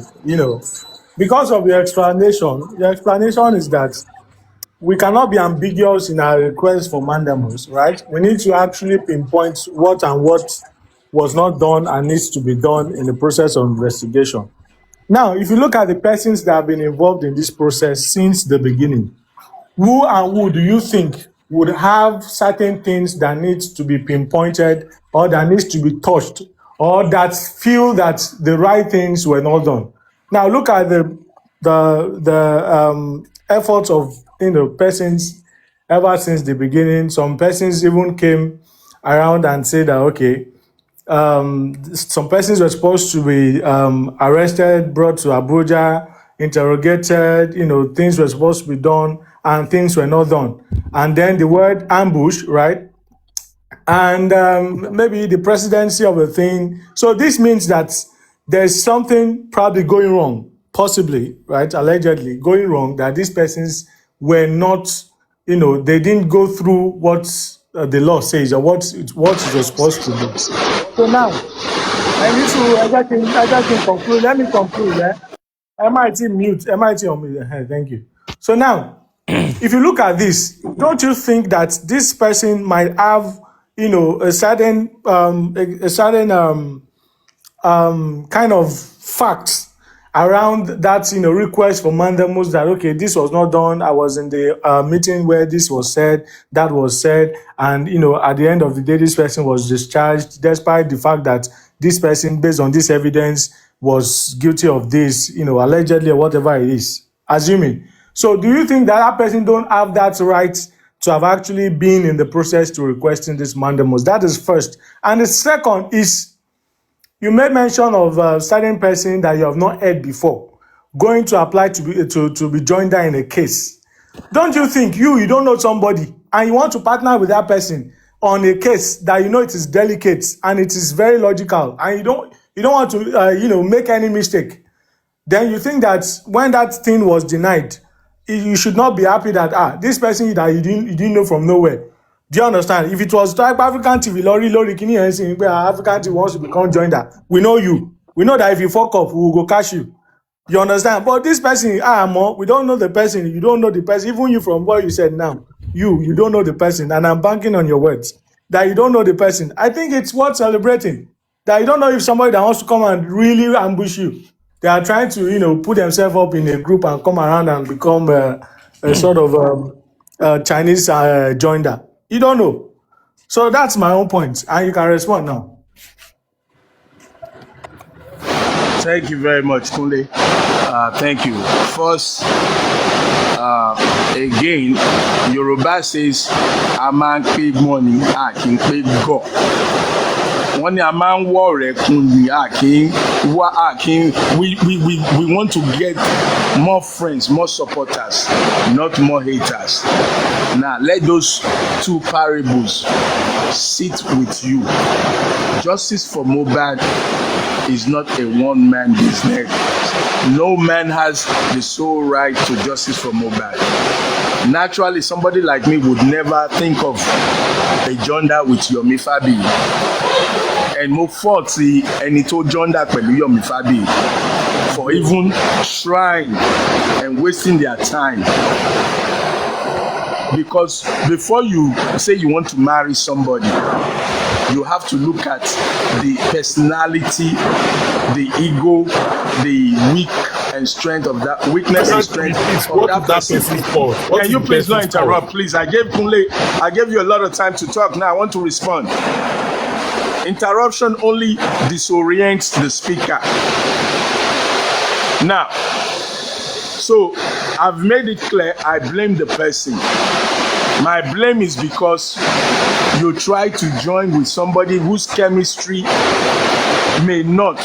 does not augur well from my own knowledge. So let's put that in one bucket. But the fact that you're a justice fighter, nobody has a right to sing praises that you were disallowed. Now, let's look at it. You said somebody that is not known in J4M. You have a good point there. But somebody that is not known in J4M, Jesus was not known when he was sent to the world to save the world according to Christians, which is why they killed him. And after they killed him, they are praying for the past 100 million years to the same Jesus that they killed. Maybe this person has good evidence that never had opportunity to go into the courtroom. I would have welcomed that person, that group, and the judge would get to see the submissions. Look, one more evidence that gives Mohbad justice is better than 10 evidence that shows that I'm just running because people are sponsoring me to run. So again, my issue with that is the rejoicing that the joiner was dismissed. It's better to say the court found reasons to dismiss that person than for me to be rejoicing as if I've done something good, as if I've denied Oluwis from speaking about Mohbad, as if I've denied Baba Mohbad the opportunity to speak for Mohbad, as if I've denied Supreme or anybody that Oga, calm down, Timbalam, as well as Motiland. Emma Farabale. Now, that is my issue. Then coupled with the fact that the judge told you September fucking 29, 3 fucking months later, and you're singing Halle fucking Yak. For what? You're singing Halle fucking Yak. Do you know the funny thing? Hold on. Do you know the mistake in that statement? Yeah. Do you know the mistake? If you cannot allow somebody else to join you in fighting for Mohbad, then Baba Mohbad then Wunmi, Adura, they have a right to tell all of us. But this guy has been complaining since. Let him be. Let him be. Let him do his thing. Listen, hold on, guys. If he no. Oh my God. Africa TV, to me, you're in the wrong here. Let's not blame. I don't care if I'm the wrong. I'm speaking my truth. You don't need to tell me I'm in the wrong. Speak your truth. It's not a competition. Nobody's going to pay you for being on my wrong side. Speak your fucking truth. Don't wrong me and don't write me. It's not about being right or wrong. It's fact. For me, I have a question, sir. AFTV. Go ahead, sir. Can I press? Okay. My question is that, yes, sir. Like, was there any formal approach from the group that wanted to join? Like, okay, did they try to formally approach your Mifabi to say, okay, look, we appreciate your request to the courts. We would also like to be part of it. Now, do you know what you are doing being on this platform? Do you know what I am doing speaking on this platform? We are Jonda. We are Jondas to justice for Mohbad. No, in court it doesn't work. Can I finish? I'll let you finish. Can I land? I'm not here to argue. You speak, I speak. If we're going to do that, speak, I speak, no problem. But if you want us to debate, go on. Now, you are saying, did the person make a formal request? The court, having a joinder is a legal right of the public. In a case like this, it's the right of every citizen to fight and defend, protect another human right. Now, Yomi Fabi opened the key, the door. And I give credit. If this whole thing is not with ulterior motive, I leave my condition. If it has no ulterior motive, I give credit that Mohbad has a voice today in the court. The fact that me and you don't see eye to eye doesn't mean if you do something good, I will bash it. Opening the door, we've cried for mandamus for years, and now the era is here, thanks to those who started it. If they don't have ulterior motive. Now, you joined that. You're speaking here. You're opening the platform. You talking about Mohbad. You are a joinder. If Baba Mohbad now goes, or Wunmi, or Adura, their lobbies now foul. I don't want a platform called Holy Spirit to ever talk about Mohbad. That is disallowing your joinder. It's the same scenario. If you think nobody's supposed to join a public outcry, whether in the courtroom, whether it's in a protest march on the streets, if you have a right to stop and say this person should not join me, without evidence that this person is there to harm you or to disorganize or to disrupt the process of getting that justice, if you cannot prove that, and even if you prove that, the rejoicing for me is not acceptable. That's number one. Baba Mohbad may as well. Remember when Oriyomi Hamzat attacked me and I took a trip to Ibadan? What did he say to me? If you're trying to drag somebody from the river and the person is sinking and the person says, leave me, would you leave that person? And what was my answer?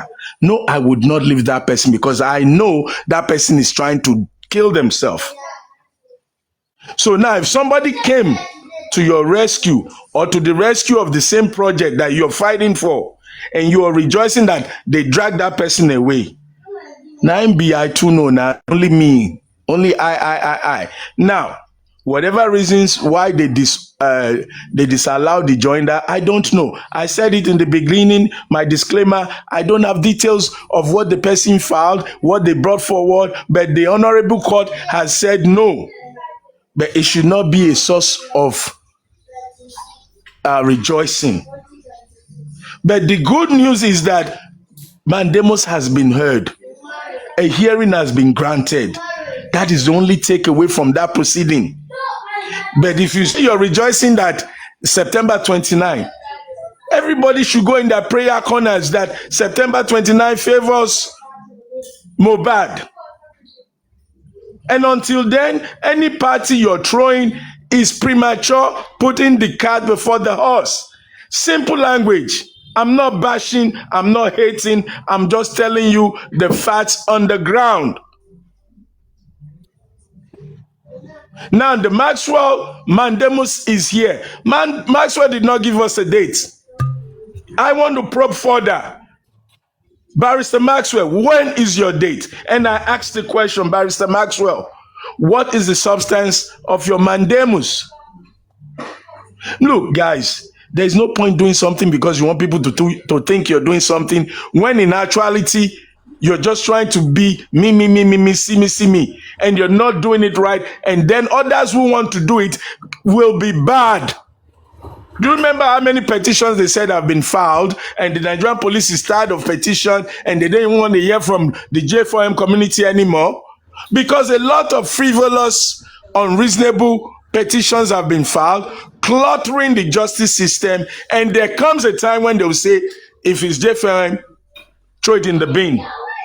You go and file frivolous mandamus because you want to block that process. Because if we throw nonsense out there, the court system is going to say, we had this one, and that one is coming, and that one is coming, and now we don't want to hear anything. Look, guys, you need to play chess. I'll give you a pawn. I'll give you 2 pawns because you opened the door for me to close and capture your queen. Know this system. Don't file because you want to file. Like the first hole that I picked in this whole thing, from the Maxwell to the Yomi, not having read the details. What I'm hearing is reinvestigate. Reinvestigate what? What in particular has the police told you that they are not investigating? What memo, what official document do you have that the NPF has said, in the case of Mohbad, we're not filing, we're not looking into anything anymore? So if you come to me as a judge and you say you want me to tell the police to reinvestigate, the police is going to say, Your Honor, reinvestigate what? The Mohbad case is ongoing. People are throwing us, bombarding us with documents every day. They're chasing each other, detaining each other, arresting each other, bringing us to Abuja, bringing us to Lagos, flying people from Lagos to Abuja. Does that not show that we're working? Does it not show that the MPF is working in the case of Mohbad? You file an ambiguous mandamus and you're rejoicing? You're speaking against yourself now. Sorry, I need to correct that. Yes, I'm giving you both sides of the coin. No, you're speaking against yourself now, in the sense that where am I against myself?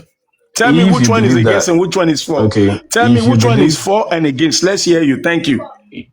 The first 5 minutes you were speaking for, now you're against yourself. Now you're saying it's ambiguous, in the sense that it's a wrong approach, but your team wanted to be part of it a few weeks ago, or even the last 2 days ago.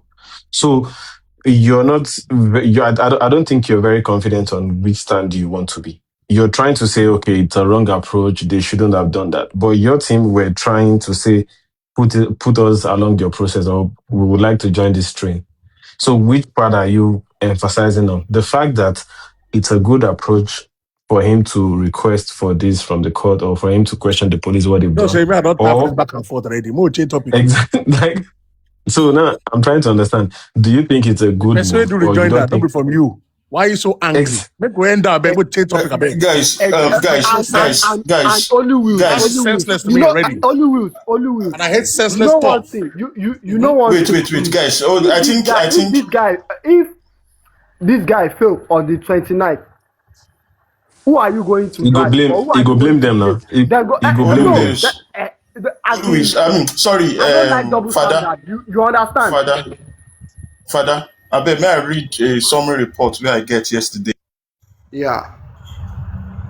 Okay, Father, before you read them, make I just tell Dabs, you don't generally have to inform an applicant before you file a rejoinder. You don't need to discuss with the person. Formally, you don't need to. You don't need to. No. In Nigeria? No, you don't have to. In Nigeria, you don't have to. Okay. You can just file it. It's when then it's after that filing that person must now be served. As in, you You know, it's before that you said no, you don't have to. No, but formally, but you know why I asked that question is that these are people that they both have common friends of the friends, right? No, I get you. No, it's just that saying that person has to go and meet them behind, talk to them first. No, but I don't think they so. actually have common friends, right? For one person to now, create a common ground for them to communicate would have made more sense. Because for me, I feel like you guys went to the judge and you made fun of yourself. This could That's have been logic, actually right? That one would have been more logical. It would have been more logical. You guys would have approached yourself on a plain, now plain ground. It now shows you that probably they don't have the same intentions. Okay, that was it. Because it saves both. It saves two sides the comfort to not go and look like a comedian in front of the court. In front of the judge, yes. You know that. Yeah. If there are too many conflicting joiners, it can make the judge even throw it out. You know that? That's the wala. Now,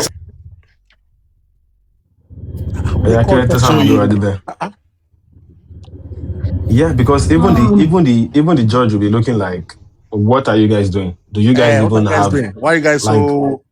Because it's looking like there's a conflict of interest. It's obvious. And you guys want to accept the but like what Olu said, we don't know what the person fight in the joiner car line by line, so we cannot necessarily say. God bless you.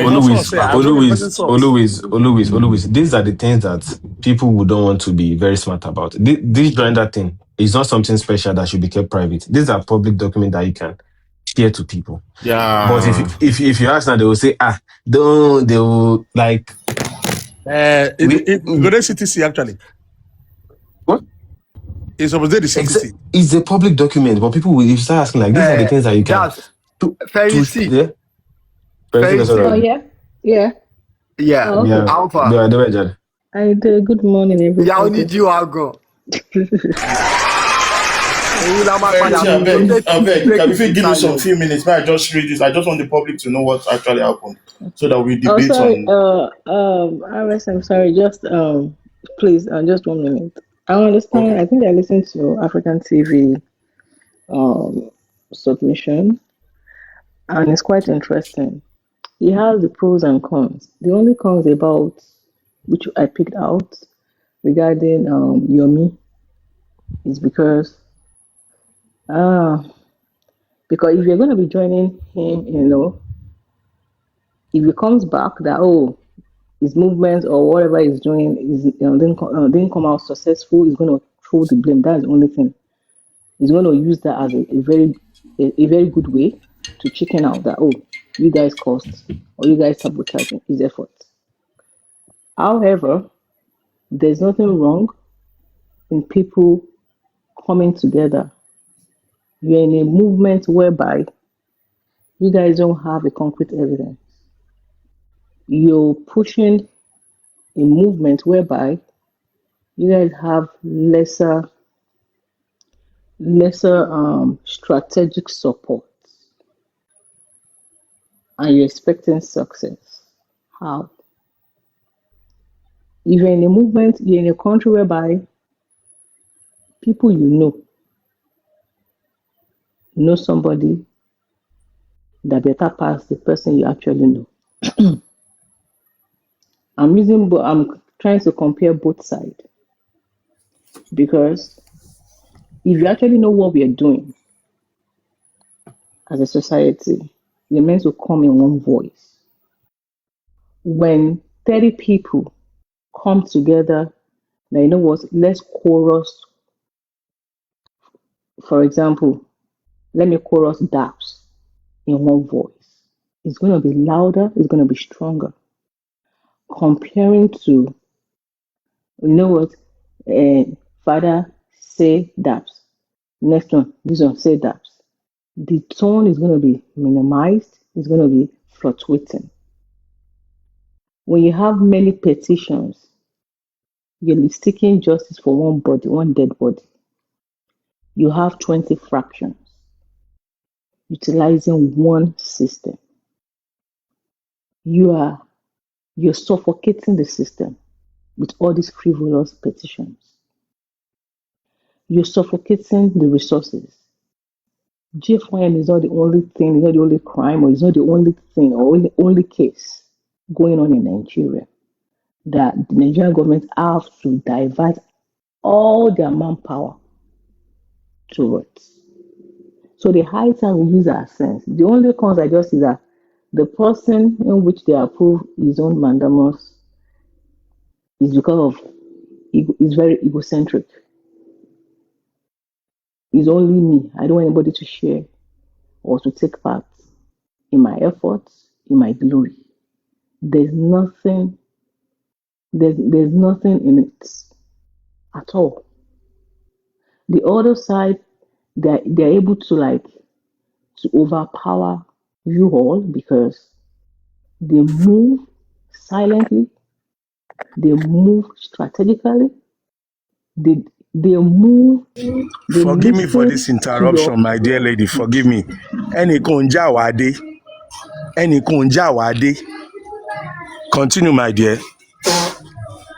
So they move smartly, and then you can see their efforts being pronounced. But unlike here, before you make that move, you already announced, you already broken it in different bits by bits. So what do you expect? So honestly, there's no point. There's no big deal in people coming together in joining the whatever thing that you said has been approved. There's nothing to rejoice about because they should investigate. They should open the case. Was the case closed before? I don't know. I just said, but you know what? It is what it is. Whether it gets justice, I always say, life continues. If it doesn't, life still moves on. You're Hello guys, sorry. Many always believe the public cannot be told the real truth. So basically, let me just read the actual report from an independent lawyer that was in court. So I start. Court proceedings report. If you can't hear me, just tell me. Registrar, trustees of Break the Silence Foundation versus Inspector General of Police. 1 minute, sorry. Is this real time, Sam? Yeah. Oh, okay. Can I continue? Yeah. Let me start again. Court proceedings report. Registrar, trustees of Break the Silence Foundation versus Inspector General of Police and two others. Federal High Court, Abuja, date 25th June 2026. Case background. The suit filed by the registrar, trustees of Break the Silence Foundation, a human rights NGO, seeks an order of mandamus compelling the Nigerian Police Force, Inspector General of Police (IGP), and Commissioner of Police Lagos to conduct a fresh, thorough investigation into the pie of Ilerioluwa Aloba, popularly known as Mohbad. The application highlights alleged inadequacies in prior investigations and new leads that warrant further scrutiny. Parties and representation. Applicant. Registrar Trustees of Break Lola Tunde or Folatunde with N.E. Badu and E.I. Olamide holding his brief. Party seeking joinder. Mr. Samson Okpakuyi. Counsel Baba Odun Kwese. Respondent Inspector General of Police (IGP), Commissioner of Police Lagos and Nigerian Police Force. Status absent and unrepresented. That's for the police, they were absent and didn't have any representation in court, despite confirmed service of the originating process and hearing notice. Then I go to summary of proceedings. The matter came up for hearing before Honorable Justice James Omotosho. Application for joinder. Counsel for the party, this is where we were discussing earlier. I go back. Application for joinder. Counsel for the party seeking to be joined, Baba Odunkwese, moved the application dated 19th June 2026, supported by 6-paragraph affidavit and written address. The prayer was to join Mr. Samson Okpakuyi as a necessary party or co-defendant for the just determination of these suits. Court's ruling. In a bench ruling, the court dismissed the application. The court held that the application failed to disclose any substantial reason showing that his presence was necessary. His absence will not affect the just determination of this case. So if you understand what that means, I can, if you want to explain it, I can explain. Number 2, substantive originating motion. That's going back to break the silence foundation plea. After the John Doe application was refused, Chief Folatunde, who took over the proceeding with leave of court, moved the originating motion. He urged the court to grant all the relief sought. Key arguments. The originating motion and hearing notice were duly served on the respondents being the IG, Commissioner of Police, and the police in general. The respondents' absence and silence amounted to a concession to the prayers. So basically, they are saying because the respondents didn't come to court, it means they are conceding to the prayers of Break the Silence Foundation. The police conducted a purported investigation but have refused to release the report despite several demands, including 2 formal letters. So basically, Break the Silence Foundation saying the police, they've conducted an investigation but have refused to release the report to the public or to them. The court inquired whether any investigation had been conducted. Counsel for Break the Silence Foundation confirmed a purported investigation took place, but emphasized the withholding of the report. So, key into that, emphasized that there was an investigation was done, but the report has been withheld. The court confirmed service on the respondents and proceed to hear the motion in their absence. The matter has been adjourned to 29 September 2026 for judgment or any earlier date the court may communicate. So basically, this is what quick question Yeah. to not skip. Is there anything that is related to the 3 seconds video or the chat with They Adora? just said new lead. Basically, everything was under new lead. I don't know if let me go back to that point. Can you read that again? The suit filed by the registrar trustees of Break the Silence Foundation, a human rights NGO, seeks an order of mandamus compelling the Nigerian Police Force, Inspector General of Police, IGP, and the Commissioner of Police Lagos to conduct a fresh, thorough investigation into the plight of Ilerioluwa Aloba, popularly known as Mohbad. The application highlights alleged inadequacies in prior investigations and new leads that warrant further scrutiny. Maybe they are putting orders under the new leads. Okay. Because the way they were saying it, maybe because it looks like they're trying to. Maybe they don't want to come direct to say because. Hold on. Because the 3 seconds video were being emphasized on the social media, right? So I was thinking like maybe in court they would say, we have this case suits this number, which is connected to 3 seconds video from the deceased brother, blah, blah, blah, blah, blah, and the rest. So I don't know why they just use like a random phrase to say a new lead. Anything can be a new lead. You get what I'm saying? Yeah. Now, concerning what I'm really concerned about is there's no way you expect them to put all their whatever evidence in that stuff. You understand? So the new lead is fine. So it's now left for the court. But the next sitting is the judgment now. So are you not planning to give your? You never can tell. When do you not want to present your evidence? What me I'm concerned about you never can tell what evidence has been presented outside this what we are having now. This is just what is now, Abi. To me, what is key here is that what the court has asked is, has any investigation been done, which they agreed, but what they are emphasizing on that about the report. But that report to me is different from their plea. Their plea is investigation, and they are saying they reported. So basically, are they asking?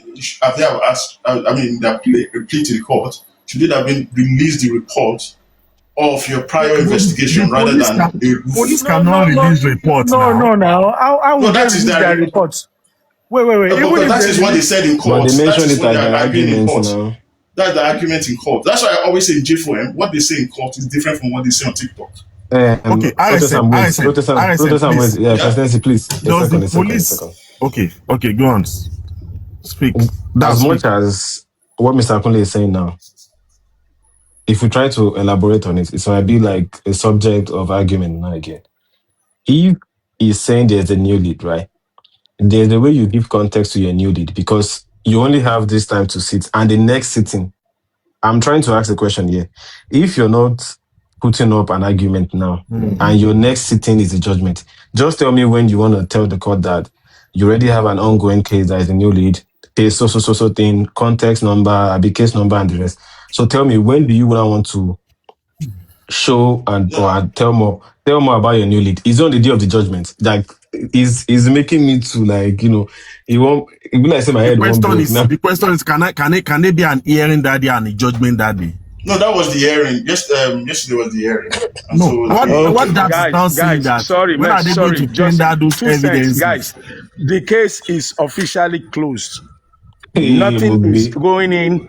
The only thing coming out is the judge's decision based on what has been presented so far. That case, that mandamus is done with. The only thing that can happen is any room for appeal if in case it goes wrong. So don't deliberate on new evidence at this stage. Whatever has been presented is what is going to give the judge the decision that we're going to hear on or before 29 September. That's the way it works.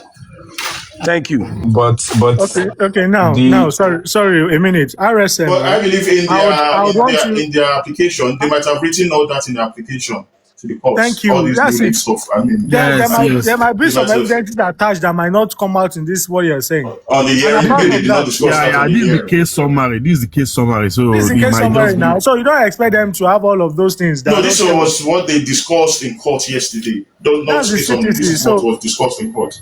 So please, I would request if you can read it one time again. I can. Let me see. Let me see if I can get. If you can share it, post it now. Post it on your story now. If people want to take it, they can take it now. So no, I think I have got their application. Let me read. I'll read that. Just post it on your social media, on your story, for people to whoever want to. That will save you stress of, But I think I was here in Abuja in what you're reading, right? Yes, it was not in Abuja. Yeah, that was just in Abuja yesterday. The report was from an independent lawyer that was in court. Was his name mentioned? No, I said independent. Independent. You understand what they mean, independent? We went there to do about death observation. Politics náà ni èèyàn ló wà nídìí èèyàn ló wà nídìí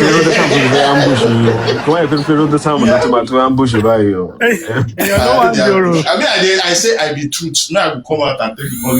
I know say that one fit be your handwork. It was.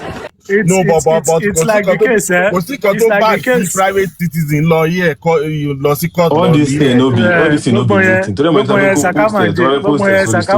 All this one no be something we say I no go post them today. You can't post them after 2 years. All those one we don't pass all those kind of stage.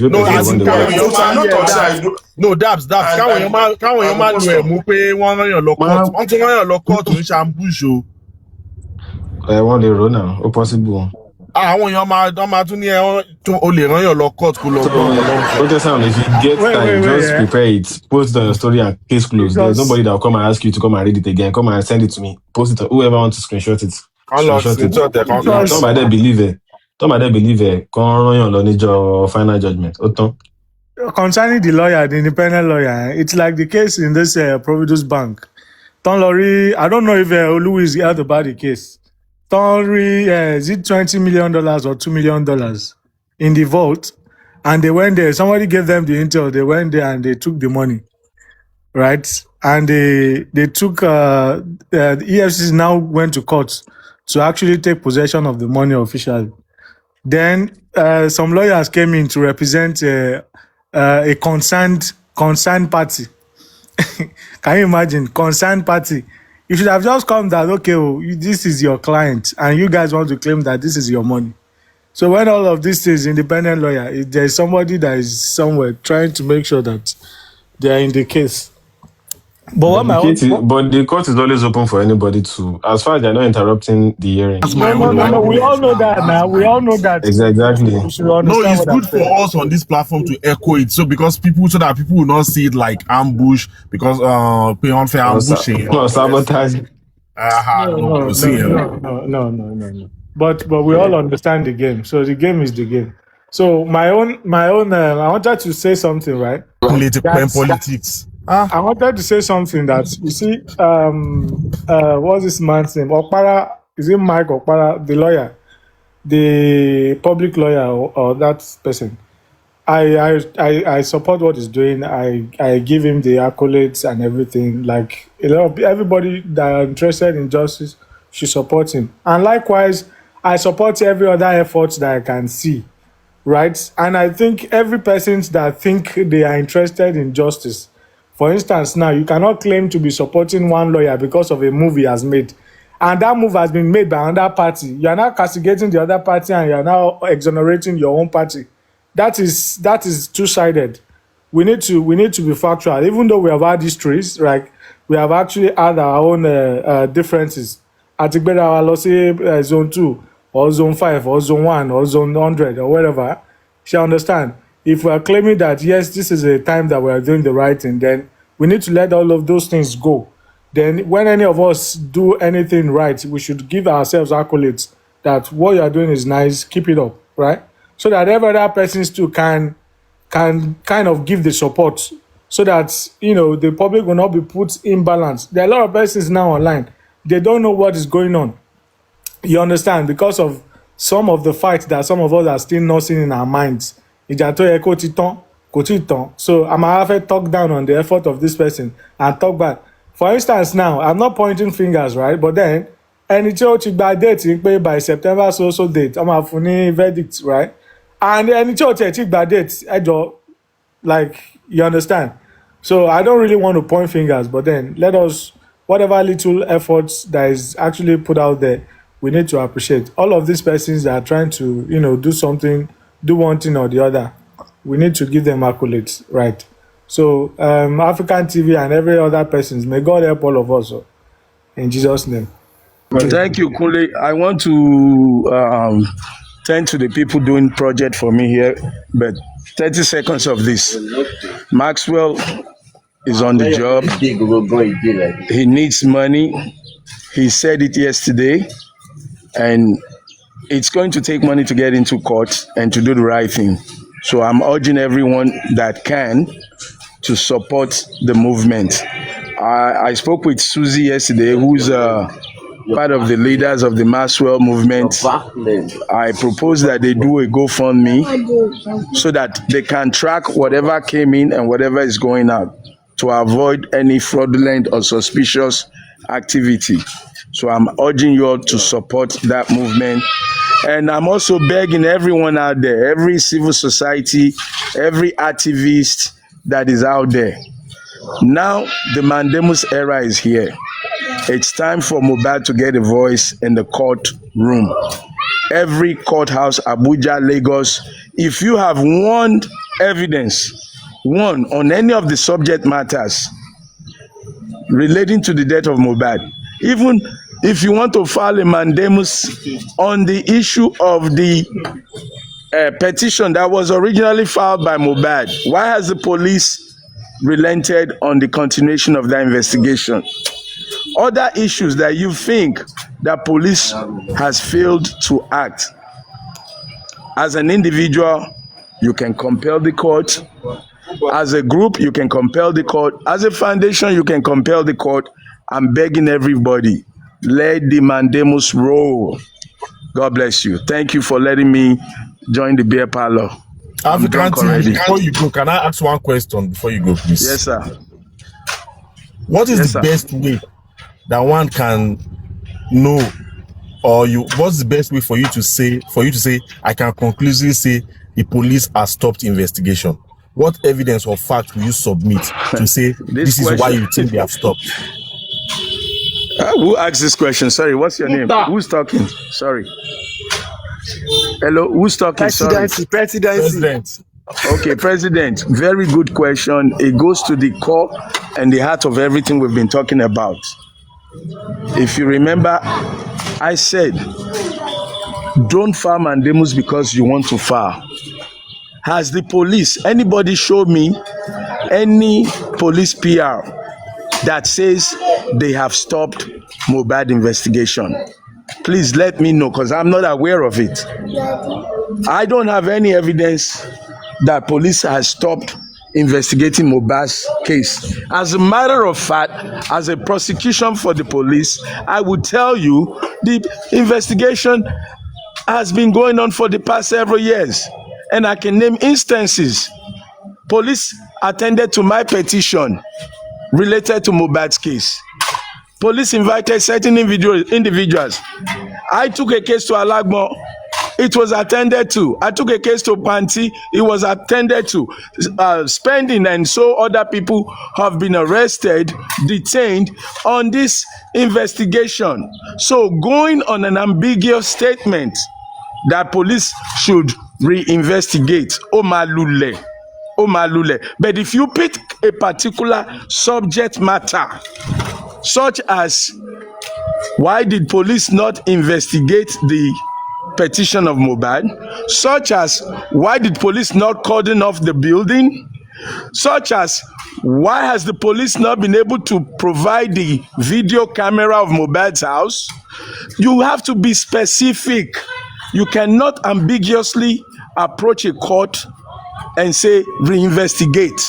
They will tell you what they have done, and by them saying they have done 2-3 things, your case lule, because it means they're still actively on the case. But on the other hand, if the police actually came out on XYZ dates and said, well, ladies and gentlemen, Nigerians, fellow citizens, we hereby tell you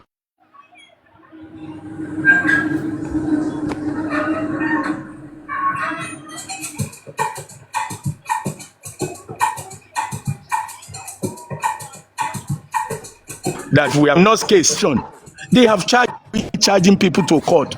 The court has not sentenced them of the murder of Mohbad. So nobody can prove to me as of this minute today that police has closed Mohbad's case, warranting a reinvestigation. A reinvestigation is an ambiguous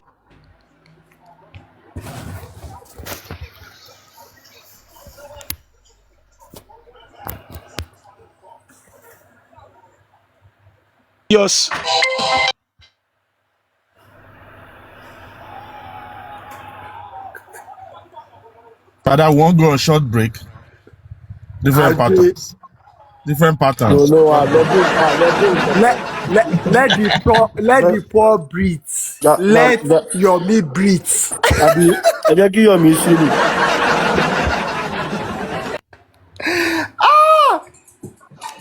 Ọ̀gbẹ́ni, àwọn òkìyè tí give us that song. Give us that song. Give us that song. Even if not the intro. Even if not the intro. The intro don't do. Different patterns.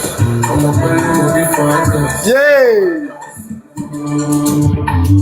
Who want the gas? I'm a mommy, I get the paper.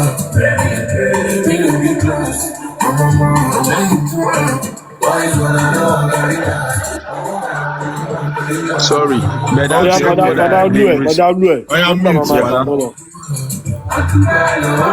No. Emiti land, my conclusion is prove that police told the public they have closed the case. If you can prove that, then you have an opening for reinvestigation. And this is going as advice to the Maxwell team that the application has not been given a date. So if they are taking the same approach, they better amend. They should amend the Maxwell team. If you're taking the same approach of reinvestigate or reopen, please take this advice. Be specific on what you want the judge to compel.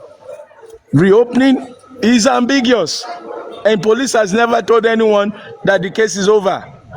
Let's be reasonable in what we ask for. Anyhow, that's it for me, guys. Thank you very much for allowing me to get drunk. African TV, one question before you go, right? Yes. I want to ask, right?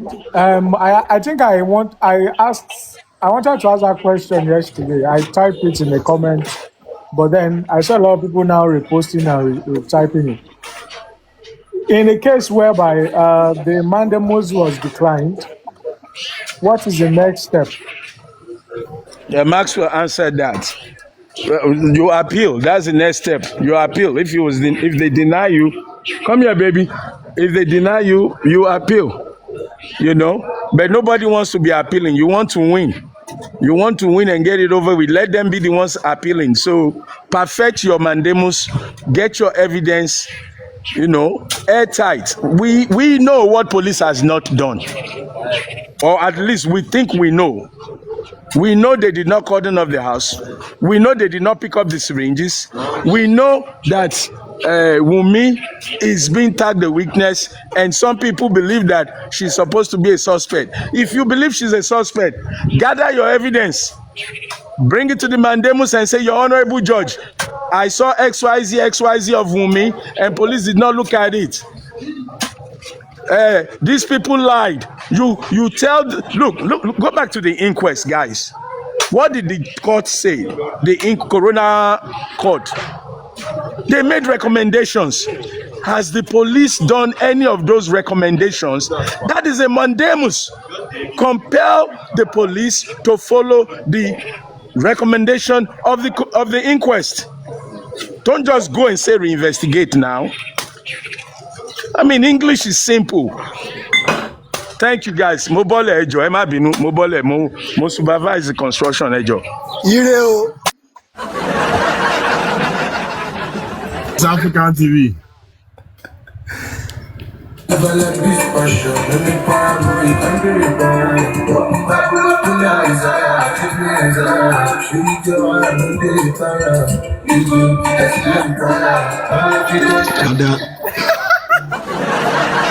Another pattern don't enter. Ó ti yé ẹ. Aga.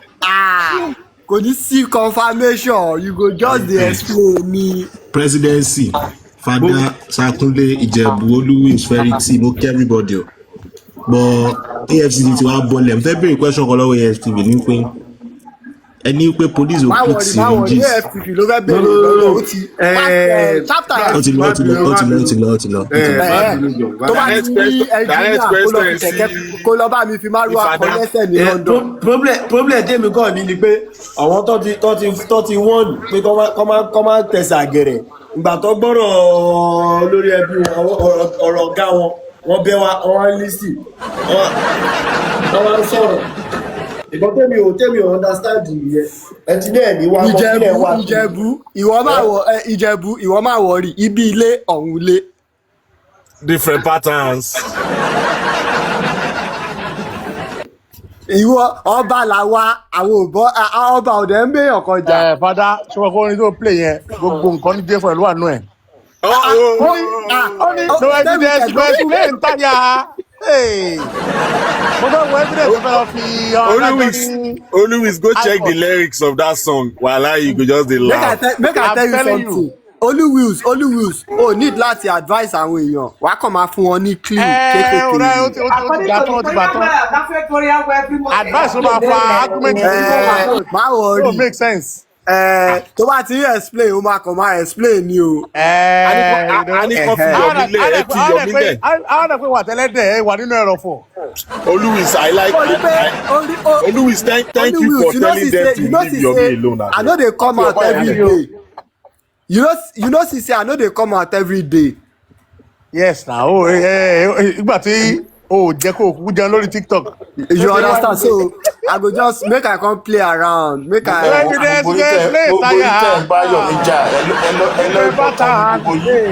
Ẹlẹ́bọ̀tán ni gbogbo yẹn tẹ́ ẹ bá yọ̀ mí jà. Ó ti yé ẹ. Ẹlẹ́bọ̀tán ni ambush and sabotages. Ẹ máa gbọ́ èmi fẹ́ béèrè question kan àti Maxwell àti Yomi o ṣebí èèyàn tó pa Mohbad lọ wá. Mo kí ni wá fa pé àwa ń tàpá àwọn àwọn kí ló ń jà fún Ọlọ́run? I just dey surprised. Ó ti wá di ìjà ìlara. Ó ti di ìjà ìlara. But kí ni yóò wá normal fẹ́ mi mọ́ kò wá normal mọ́. Because èmi mọ wá bí activity. Tí èèyàn kan bá gba mandamus, èèyàn kan dẹ̀ gba mandamus. A gba fadamus, èèyàn kan gba fadamus. Mi ì fẹ́ ka àwọn kan síta bọ́ nù ẹ̀gbọ́n bíi dap sọ kíní kan lẹ́ẹ̀kan pé kí ni wọ́n ti submit nǹkan tó ń kọ ẹnìkan sọ pé Mohbad jẹ́ personal friend òun o so ó lè jẹ́ nítorí ẹ̀ ní ara ṣe ń ta téèyàn mi fẹ́ wọnú kíìsì yẹn.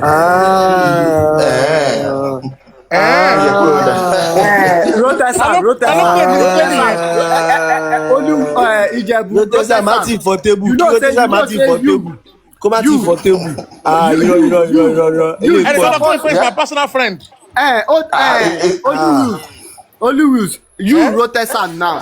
ẹ jẹ́ ká bẹ̀ẹ́ ná ẹ dúró. Na Afọbajẹ side. irọ́ Rotesa irọ́. Na Afọbajẹ. Irọ́. Àdúrà máa ń gbà ní ètò àjọlọ̀ engineer ńkọ́. Àwọn akọ́tàbọ̀dì. Ẹ jẹ́ kó play náà. Ọ̀nà jẹ́ nìyẹn. Irọ́ àgbà. Ẹ jẹ́ kó play náà. Ẹ jẹ́ ká play ẹ̀ ká fọ́gbà yán gan. Ẹ jẹ́ ká gbọ́. We get our brains, we go listen to am, we go decide wetin e mean. Go decipher am. But ṣé nǹkan tó ń fẹ́ béèrè ṣé Maxwell ò lè lọ wá evidence fúnra rẹ̀ ó ṣe ti Yomi ló fẹ́ máa lò. No, Ìjẹ̀bú. Gbọ́kàn tí AFT sọ. Ó ní Maxwell kan ló ṣe joiner yẹn nǹkan pé òun fight títí ẹ̀ separately ni. Wọ́n ní kìíní kan Adégòkè kan ní. Ẹni tó fáìlì rejoinder fún Yomi. ẹ jẹ́ ká bẹ̀ yẹn Daddy deceased Ìlérí Olúwa Promise Aloba aka Fada Butu na Fada bá slow ní ẹjọ́ ajá ká gbọ́. ẹ jẹ́ ká bẹ̀ Daddy deceased okay Daddy deceased Ìlérí Olúwa. Yóò ti ka kiri lẹ́ẹ̀kan yẹn ìwọ má wọrí. No mo fẹ́ ká This is another one. Rotesa ṣe rejoinder Samson. No this rejoinder kò lè applicate no ẹ ṣáà máa. Daddy deceased application something yẹn. Is this the initial application of activity? Ẹ máa fẹ́ mi balọ̀. Initial. Oya. Daddy deceased Ìlérí Olúwa Promise Aloba aka Mohbad of Ikorodu area Lagos State was his personal friend until his death sometimes in September until his expire sometimes in September 2023. That the applicant ẹ jẹ́ stop bẹ́ẹ̀ kan tó gbé mi lọ́kàn. No, Rotesa gbogbo àwọn tó ń ṣe justice Rotesa gbogbo àwọn tó ń wá justice ẹ̀yin ló ń kó wọn ẹ̀yin ló ń fọlọ́pàá kó wọn Rotesa ṣé wà ní àgbà yàyà jẹ́ ká aláàjì kọ́ta gbọ́ yẹn náà farabalẹ̀. Rotesa jọ ẹ rí mi pé ṣọ́gbọ́n ní pé mo gbé yàn. No Rotesa abeg this thing wey you dey read na for who application for who. Presidency jọ jẹ́ kí Rotesa tún kíní ẹ̀ kà lọ àbí. No jẹ́ kó sọ application from who. Àgbọ̀ dáadáa àgbọ̀ kíní ẹ̀ dáadáa bí àwọn ọ̀nà àgbọ̀. Tá a bá mọ ibi tó ti wá a máa mislead ara wa o. Application ta nìyẹn. Tell us the source and the activist. Kó tuka. Nígbà tí a bá ń pè ọ́ lóní rán wá ní à ń pè ní names. Daddy deceased Ìlérí Olúwa Promise Aloba aka Mohbad of Ikorodu area Lagos State was his personal friend until he expired sometimes in September 2023. That's under section 4. Under paragraph 4 of the so ibẹ̀ mo wá gbóni Mohbad yẹn kó ṣe mí láì. Okay, paragraph where ló wà bẹ́ẹ̀ can we not hear everything. Ó pọ̀ o. Ó pọ̀. Paragraph okay gbogbo statement under 11 no ṣe 14. Ọmọ epistle of Paul eléyìí o. Ẹ jẹ́ ká move plus another topic o. Ẹ dúró. Ẹ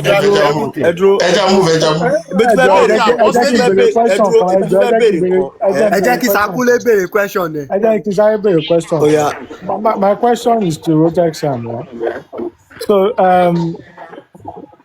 ó dà pé èèyàn kan echo. Ṣé kò ṣe Ìjẹ̀bú àbí èmi ni? Ṣé nà mí? Okay, it's better now. Okay. Rotesa, are you there? Àfọ̀bàjẹ́ wà ń bíbá. Okay. Now, ó dà pé father gangan ló echo.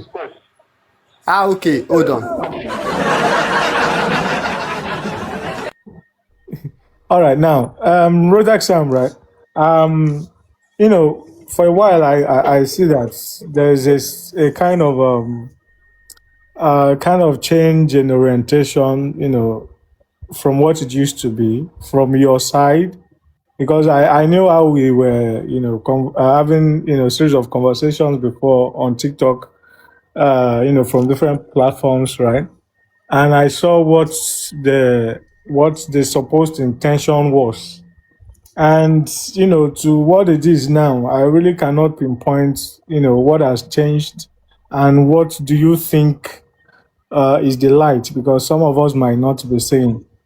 So I don't know if you can throw a bit of light to it, because I've been saying that when I get to see you, we're going to have a conversation. Did I say light? It's just basically being able to think deeper and listening to both sides. Number one, and one thing about having making good decision, you need to have substantive information so you can make best decisions. So being able to listen to both sides, then speaking with the police based on the evidence that they've acquired since this whole stuff started, maybe to see the light. Not see the light, maybe to understand the truth. I'm also looking at the going back to the preliminary reports which the police have done. They said actually everything that happened, but certain section of the public have refused to believe it. We rather want to believe on stories, essays, on social media, aka TikTok, than to listen to war professionals who were first-hand witnesses to this case, were able to be cheaper. Rather than believe them, we rather believe the stories. And what I've gathered in the last 2 years is we've done nothing else than to be cyberbullying kids. That an unfortunate incident happened to them. One of the recent, there was an old tape of Arifa, which was an interview Arifa did with the father of the deceased, where he stated that the body looked fresh when he saw the body. I wish someone can play that tape. He said at that point, but since after that, stories are beginning to change. So what made him say at that point that the body was fresh and the public have refused? What I know is that the public have refused to accept that Tuesday as the day mobile back was, because once they accept it died on Tuesday, then it shows that the nurse was involved. But what the public have done, sorry, hold on. I'm coming. What the public have done is to try and remove the nurse from this whole situation and put the blame on these little kids. What happened to them could have happened to me. There was a time when I just got to after I think my second job in the UK, there was this white Caucasian guy I was working with. It was normally I'm normal Nigerian guy, I always move around with medications from Nigeria. The guy was having cough. I almost gave him Septrin. It was someone in the office that said, "Do you know what you are giving him? If he reacts to this, you will be in trouble." And that's what happened to him. He reacted to what to the medication given to him. And unfortunately for the quack nurse to have said, "Let's take him to the hospital immediately," she still went on to try and get medications. When your patient is already reacting, that you should be moving, evacuating him to an institution, a facility where adequate medication would be given to him. That is why we lost Mo. Mo was not quickly moved to the hospital. And that was because of the injection the nurse gave to him. But the public has refused to accept it, but rather will go about creating cacophonous, cooking up conspiracy theories. I like that word, cacophony. Now, Rotex Sam, let me tell you something here. I want to give you one advice. You see this back and forth that you're doing, no need. By this point, if nobody have accepted the truth or the true situation, let them wallow in their folly, okay? Let them believe what they want to believe. No, don't explain to anybody again. Say, no, if they don't want a believer, may they don't believe them. You are seeing your own light. Let them keep and find their own light. Oluwils, don't take over my question. I asked him a question. Let them find their own light. Let me follow up, please. Finding light is a personal thing. Bro, I see calm this thing down you do. now. I this thing you do, send people to the court. I love it, Mr. Sam. I love her. The money was supposed to give break the silence. That you have to sell them to. So Sam. And you see this which paragraph. Hold on. This paragraph, Ijebu, hold on. Only Wills. Sam. You see this paragraph? I can pay anything to receive it. I would like to read it. Only Wills. Jacko came meow. Go give me out. Oh yeah, time tó yẹ kó máa ké ní àwọn gan nìyí. jẹ́ sáré ra kìíní mọ̀ bọ̀ sí. Asakunle, ó dún míà o. No, Baba, I don't need gift. I don't need gift to appear. Baba, no, I don't worry now. Take Sam. No, me, I'm just. Take Sam. Take Sam. No, always see that. Always me. You will throw a lion. You big lions. You the one. I just want to do is. There's this song that Bob Marley sang, Emancipation. Many of people, we need to emancipate ourselves from mental slavery. That's what many people did for him. But wait a second. Hold on, Ijebu Joma Binu. Sakunle.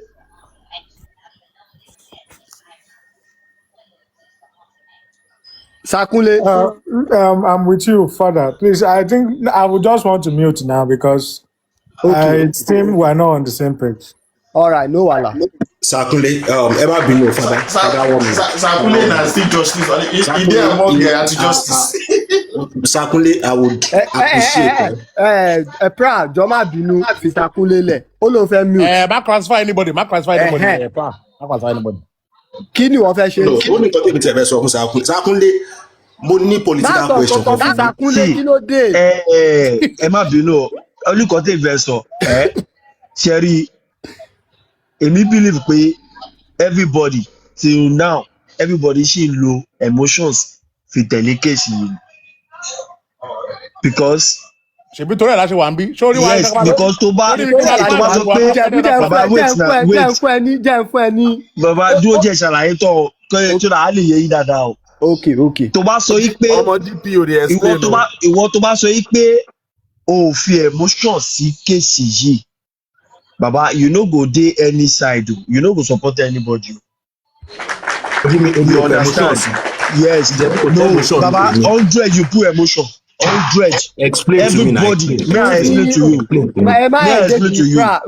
Ìjẹ̀bú ẹ̀pẹ́ no èmi kò sọ kọ́mi ni may I dey tell you wait now may I dey tell you my mind wait now nǹkan tí mo sọ yẹn ó clear nǹkan tèmi. Pra jẹ́ kí n ṣàlàyé fún ẹ if you no use emotion you no go join any part you understand. Me I just believe say if you wan dey neutral baba you give everybody their own share pé ọmọ ibi tí wọ́n ti fọkàn lélẹ̀ ibi tí wọ́n náà ti fọkàn lélẹ̀ oya ẹ jẹ́ kí n máa bó ṣe ń lọ.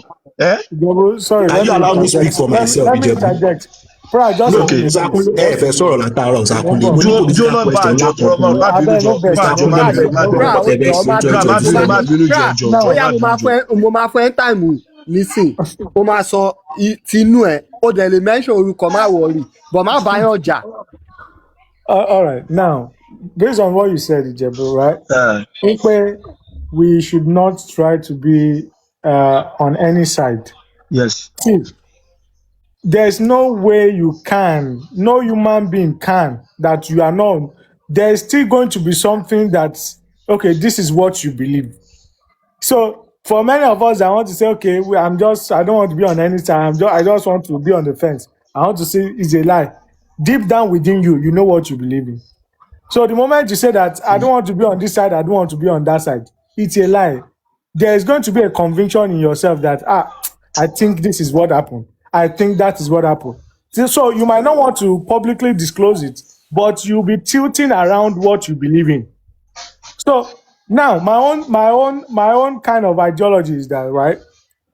Until when there is a particular verdict, or when there is a kind of obvious evidence that says that this is what happened, that is what happened, and fine. But I don't think we should now be rejoicing over the incarceration of some of Nigerian youths. I think that is the height of it now. Do you understand? The fact that we understand that we don't want to support crime. Anybody that commits crime should face the law. But we should not now be, celebrating it. That, okay, this person was arrested, that person was arrested. It is very wrong. And it really speaks bad of us as youth that we don't even know what we want as a Nigerian citizen. Do you understand? If Tenyo come back blaspheme, or to back commit whatever, I will just write a lawsuit, Ogbeniwa, come and answer to this case. Fine. But sometimes you want to take a case up.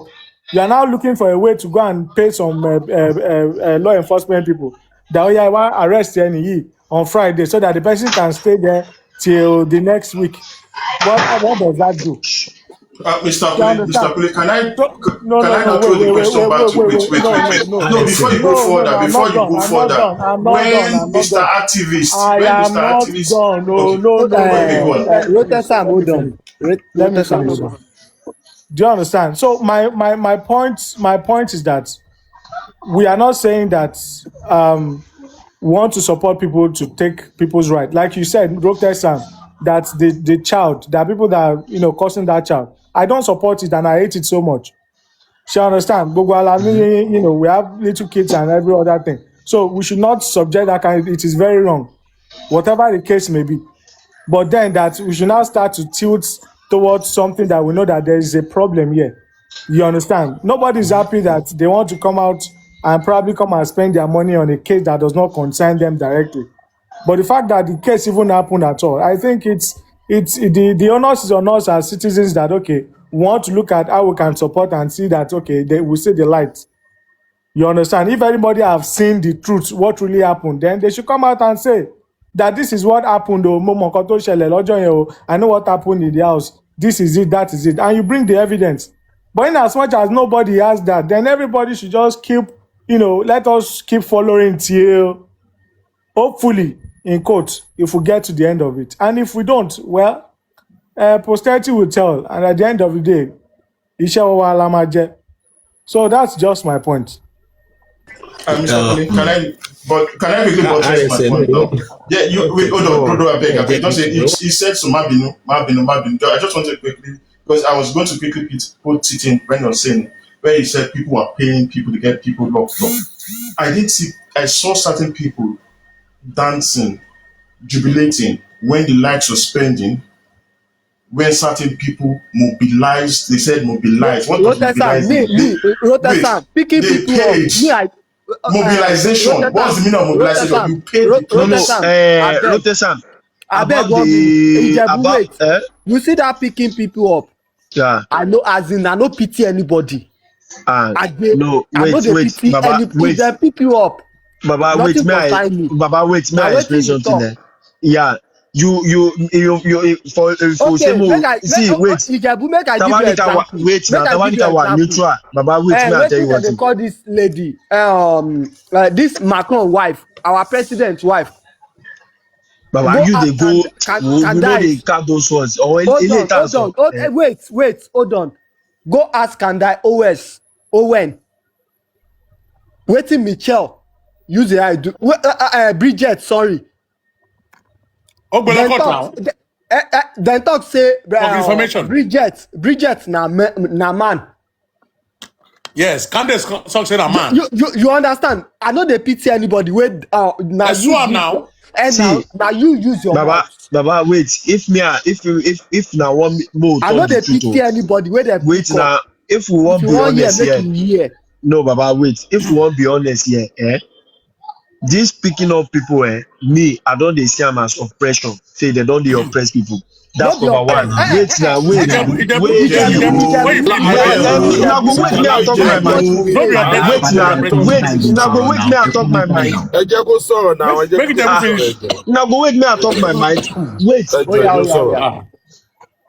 At the first place, I see them as oppression. Yeah. And the other way around, for me, I believe if I call you thief, if you can't go carry person, I mean, like you can't carry me go where I need to prove and say you be thief. I suppose get evidence to prove and say you be thief. That's number one. So, but the way, if they can't carry them, and then leave them. Nobody know wetin dem dey do them there. Wey they will come and come dey talk another thing. They know That dey one no be come and come that one talk no wetin happen. suppose concern you See, now. yes, that see wetin me I just wan talk be say if you know say you no get evidence, no dey talk wetin your eye no see. Person wey dey abroad, person wey Because dey wait, abroad, encourage person wey dey Father, may I answer Nigeria. Ijebu? May I answer Ijebu abeg?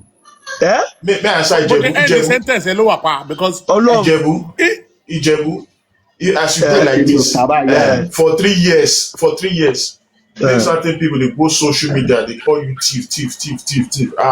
Olè ní bọ̀bọ̀ yẹn. And wait, hold on. And the way people, the way they talk, and more people they believe it. And whenever you they go out outside, people they fear. If you go out, people don't they put out. Wait, hold on. Okay. If you go out like this, once they see you, people wey don't know you, they don't they put out for pocket. Like normally they do and like say, and they do it for you for almost 3 years, and you decide like okay, and the person for the talk things, add extra things. When you hold on, may I finish it, I beg, no verse. And they add more jara to the and you can't take the person who report the person, say, this person they defame me, they curse me, not even defame, they curse me, they abuse me, they abuse my pikin joint, they abuse, I can't take police, so this na the evidence wey this person do. Police can't see am, police can't call you, they can't read you based on the evidence wey they provide. They see say you don't commit crime. They can't carry go court. They remind you carry go court. And as part of your bail condition, they tell you say this thing wey you dey do before, no go talk am again, because if you talk am again, you may go back. So that's why if they see, don't be saying na court they tell them say, you know why they bring you here. You yourself, you know wetin carry you enter that police cell. You know wetin you do it. Some of them they know wetin they do, they dey back. So that's why if the ones wey sensible, when they come out, then they respect, they know wetin carry them back. They go keep quiet, say they know wetin go happen to them. But the ones wey no get sense, they go still wan continue because they want to do strong get. See, they continue in the same crime wey dem dey do, and they come out and say they are being victimized. No, you know how it is for you for Baba, 3 years. See, waiting, people dey abuse you. Baba, wait,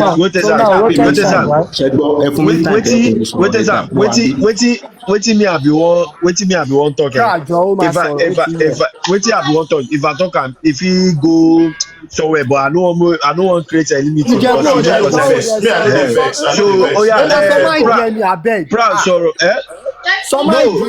nǹkan tẹ́ ń fẹ́ sọ ni pé tí tàbá sọ pé ó wà right pé bó ṣe ń pick everybody in sí pé torí kan tó everybody ṣe tó ń sọ pa normally you suppose speak protest am also because you also don go against this girl before you don talk something about her you don already talk something about this guy this lady before you don talk a lot of things bad about her no baba mo be honest here. No, wait, Ijebu, me I talk. No, and that's I know the verse. I just want to I want to give an example. You get this guy, one idiot, where they call, where his name be Mickey, where they call himself. I know, I'm the Punisher. Yeah. You go one platform, but they talk say fight from the beginning. Say that's why I don't like me because since the beginning where I start, I never talk say we make time. He talk and forget say that's why he hates me, and that's why I say Baba, wait. That's why I challenge you. No, I know vex, but they ask you when you say I no, Baba, you know say apart from say investigation. Wait, may I tell you.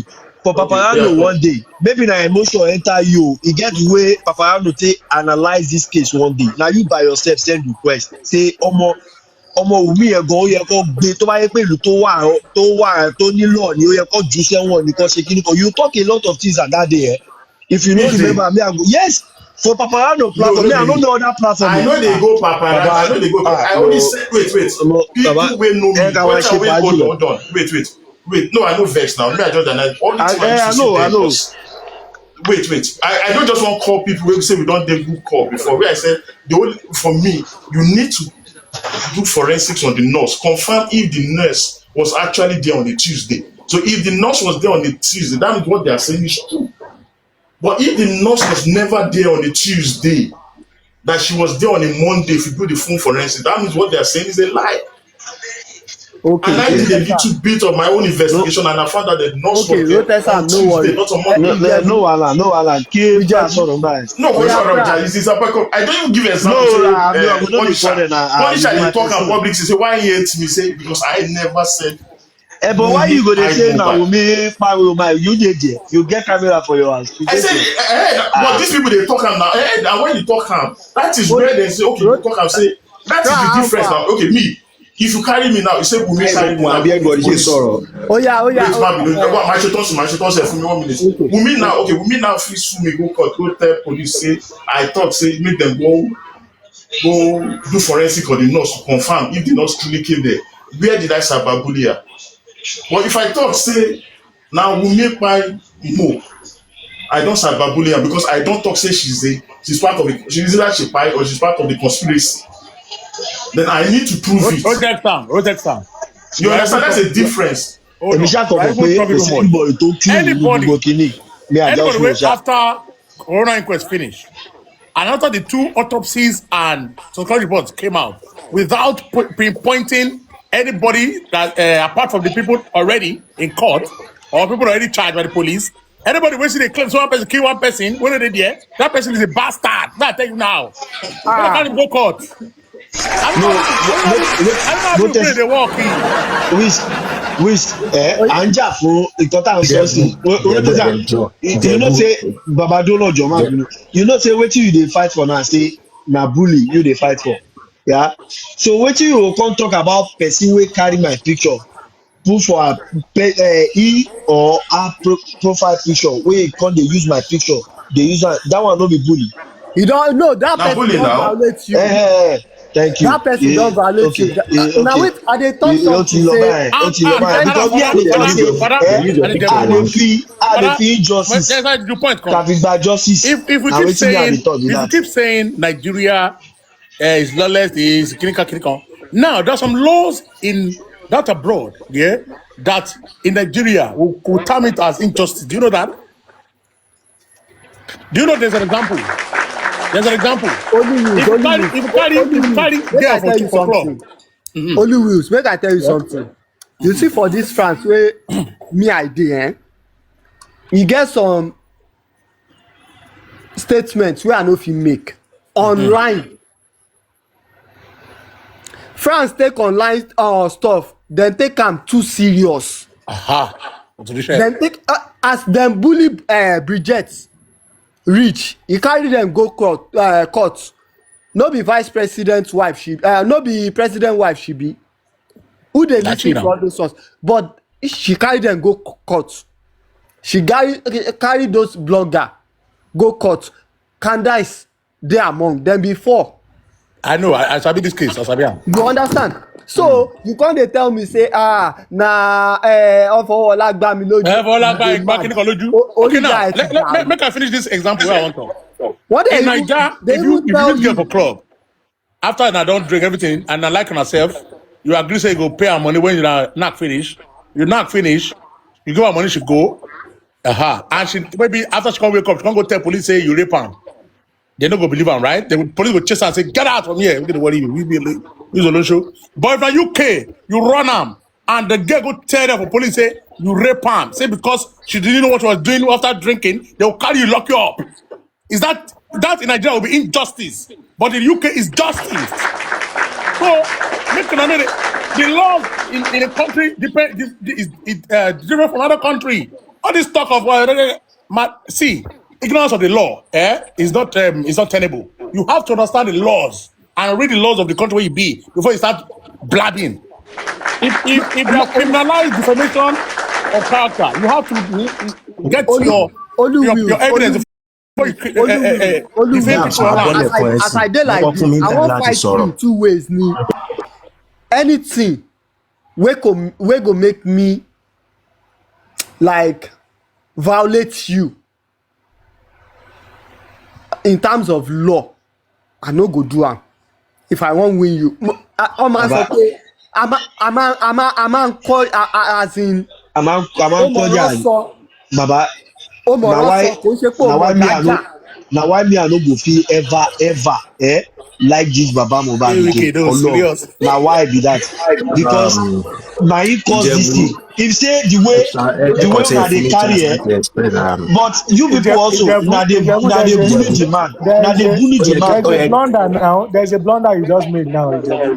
No, Right? no, Baba, wọ́n No, mú let bàbá me yẹn, correct you. Let me wọ́n mú correct bàbá you. yẹn, ó Let yẹ me kí bàbá correct yẹn náà you. máa kóyàn ni, Let me Ọlọ́run. correct you so that you can get to understand what I'm saying. Okay. Now, the thing is that, please mute. I think there's noise coming from Ra. All right. Now, the thing is that I want to believe that some of us now are Father Enrico. Hold on. So now I want to believe that many of us now are of the we are in the fight to protect human rights, which is very lovely. I love it. Do you understand? But if we must fight for human rights, let us fight for the right of everyone. And so everybody too must, and many of us are also guilty of the fact that we have at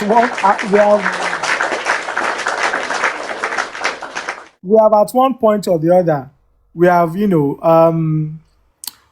defamed even the Aloba Joseph himself. Do you understand? So which means he himself too must propagate that madness now and start to pick people up. There was one time he said this thing about me. Oh yeah, zone 2. Oh yeah, Alagbon. Oh yeah, this. Oh yeah, that. Do you understand? Then Mohbad too will wake up the next day and say, okay. For that platform. There was one time they defame me. They defame my character. They call me Alamala, Kiniko, and all of those things. Right? Oh yeah, command, zone 2. Or maybe Abuja. And hopefully maybe by then. So imagine tó bá sọ pé alámàlà nìyẹn sí ẹ jẹ́ ká wà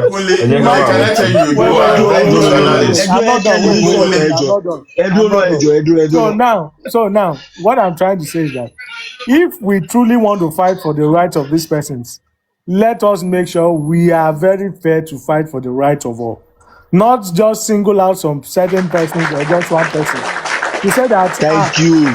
They are defending the right of this person. Ele ni kola ma jà fún. Ẹ jà fún Baba Mohbad. Ẹ jà fún Ìyá Mohbad. Ẹ jà fún Àdúrà. Ẹ jà fún gbogbo wọn. Ẹ jà fún everybody. Ẹ jà fún everybody. If truly you are fighting for human rights. No.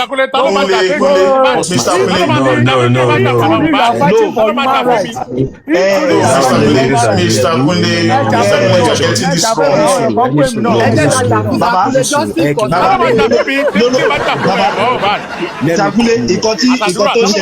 nǹkan tó ṣẹlẹ̀ ni pé all people yìí bínú sí bàbá pé na because say na him bring the case first. Na him be the problem. Ẹ jẹ́ kí pra sọ̀rọ̀. Ẹ kí pra sọ̀rọ̀ ẹ jọ. Oya pra sọ̀rọ̀. Ẹ ṣé o, thank you. Ìjẹ̀bú, question tí mo béèrè lọ́wọ́ ilé ẹ̀kan yẹn. No, ẹ̀yin lẹ béèrè wípé kò sẹ́ni kankan tí ó wà emotional ní bẹ̀rẹ̀ kìíní.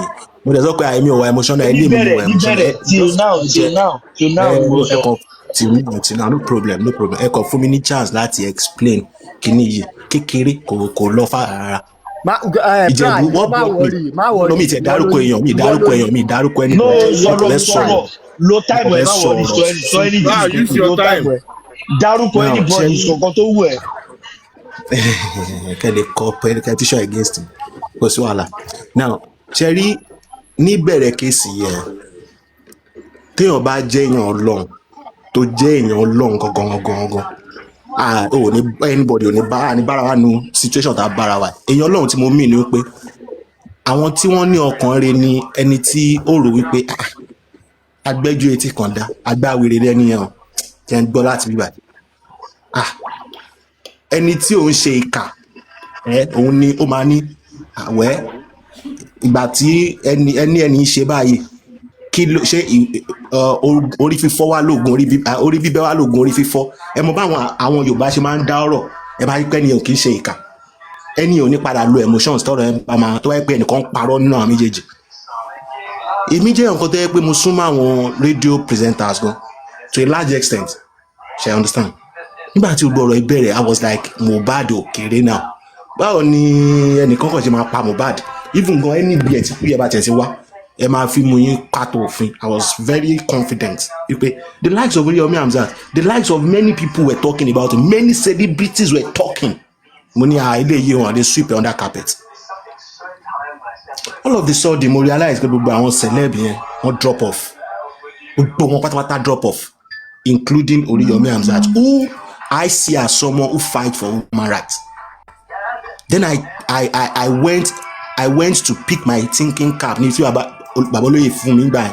Mo lọ mú jáde, wọ́n send ẹ̀sìn látẹ̀pẹ̀. Mo gbé sórí mi pé fìlà yìí mo fẹ́ ronú fúnra mi. Mi ìfẹ́ lẹ́nu ọkàn ronú fún mi, mo fẹ́ ronú fúnra mi. And I was like, yes, if this boy died and there are things around this death, then why the hurried burial? Okay, if this man doesn't know it buried hurriedly, then why are people that have tonicky me? Àwọn èèyàn tó yẹ pé tí wọ́n bá ní afẹ́ ṣe protest lẹ́ni lórí ikú Mohbad, Nàìjíríà máa ń mì wípé àwọn eléyìí ò fẹ́ gbà. Why are they quiet? For instance, VDM tó di nílá lẹ́ni yìí, kéèsì Mohbad ló bring it out. So I don't count him as one of the influencers then. I counted people like Two-Face, people like Burna Boy, people like all those people that were there then nígbà tí wọ́n bọ̀ ikú. Tí wọ́n dẹ̀ ní anything against it, tí wọ́n ní ẹ̀tọ́ kan tó like it. Nígbà tí Mohbad ikú, Burna Boy was on the screen. Ìmọ̀lẹ̀ náà dà. Ṣé yẹn ló hate Mohbad? I was like, these guys know something we don't. Then I removed my thinking card. Mo tún dá padà again pé ìrònú yóò ti pè. Mo á wòra mi pé well, kí ló wá fà? Why? What is the logic behind all this thing? Nobody mi mọ̀ bàbá Mohbad, mi mọ̀ ya Mohbad, mi anybody wọn. Nígbà tí kú yẹ kó tọ́ bàbá Mohbad gan ló yẹ kí n súnmọ́. I mean, but I don't know them because èmi feel pé I'm an independent thinker. I will think and I will feel like now kí ni mo wá mú jáde mẹ́rin ni pé wọ́n sin bọ̀bọ̀ wọn lọ́rùn ọ̀rùn bend. Bàbá àti àwọn family ọmọ yìí ọgàn lọ take responsibility fún ọrùn ẹ̀ tó bend. Listen to me carefully here and don't mix it up. Mo ń clear ara ti tèmi kẹlẹ̀ mọ́ ibi tí mo jókòó sí pé kí ló dé tí ọ̀bọ yìí gan ṣé kà ní ẹni ṣé wọ́n mọ ìwọ ló lọ́ ń support àwọn kinní kan. Just listen. Ọrùn Mohbad bend. Ìyàwó bàbá èmi mo gbé fídíò yẹn mo put online tó dẹ̀ lọ fàdà data everybody ìyàwó bí mo bí ayáwó ẹ̀ bí àbúrò I don't know sitting beside bàbá ló take responsibility. Ó ní ìgbà tí wọ́n gbé ọrùn Mohbad àwọn pastor kan agbélé wa kan ó wá jábọ́. Tó bá jẹ́ ìyàwó ẹ̀ ló pa, why are those people taking the fall for what happened tó yẹ pé ìyàwó ẹ̀ ló pa? Lẹ́yìn mo tún wò pé ìrònú yóò pé kò tí pé táìpì sẹ́yìn mo ṣe wà mo tún ní another evidence that àdúrà àbúrò Mohbad ni in all ramification tó bá kó bá Wùmí pé Wùmí ló pa ẹ̀gbọ́n òun kò sí òun ló máa gain jù tó pè ẹ̀ kó ṣe àkóbá yẹn jù kó yẹ dúró ti Wùmí yẹn lọ́sìn. Ọmọ yẹn ò máa sọ nǹkan for your information gbogbo àwọn ọ̀rẹ́ Mohbad tó wà láround Mohbad wọ́n parí 15 people 2 people lẹ́nu yìí 3 years now. Ṣé wọ́n múlẹ̀ ní ẹnìkankan kò tí ta sí àgẹ̀rẹ́ náà kò tí sọ nǹkan gbogbo nǹkan tó ń sọ ó ń takora wọn wọ́n fún ní mò wọ́n fún ní indomie wọ́n fún lóúnjẹ kò sẹ́ni kankan tó lè claim pé wọ́n gún Mohbad pa wọ́n pa in any way kò sí kankan ní wọn tó lè claim yẹn. They all actually said the nurse came around. Wọ́n á tún wá wò pé oníṣòwò àwo la máa ń sọ wípé ẹnu second nurse wọ́n gún wọ́n tí ó jà.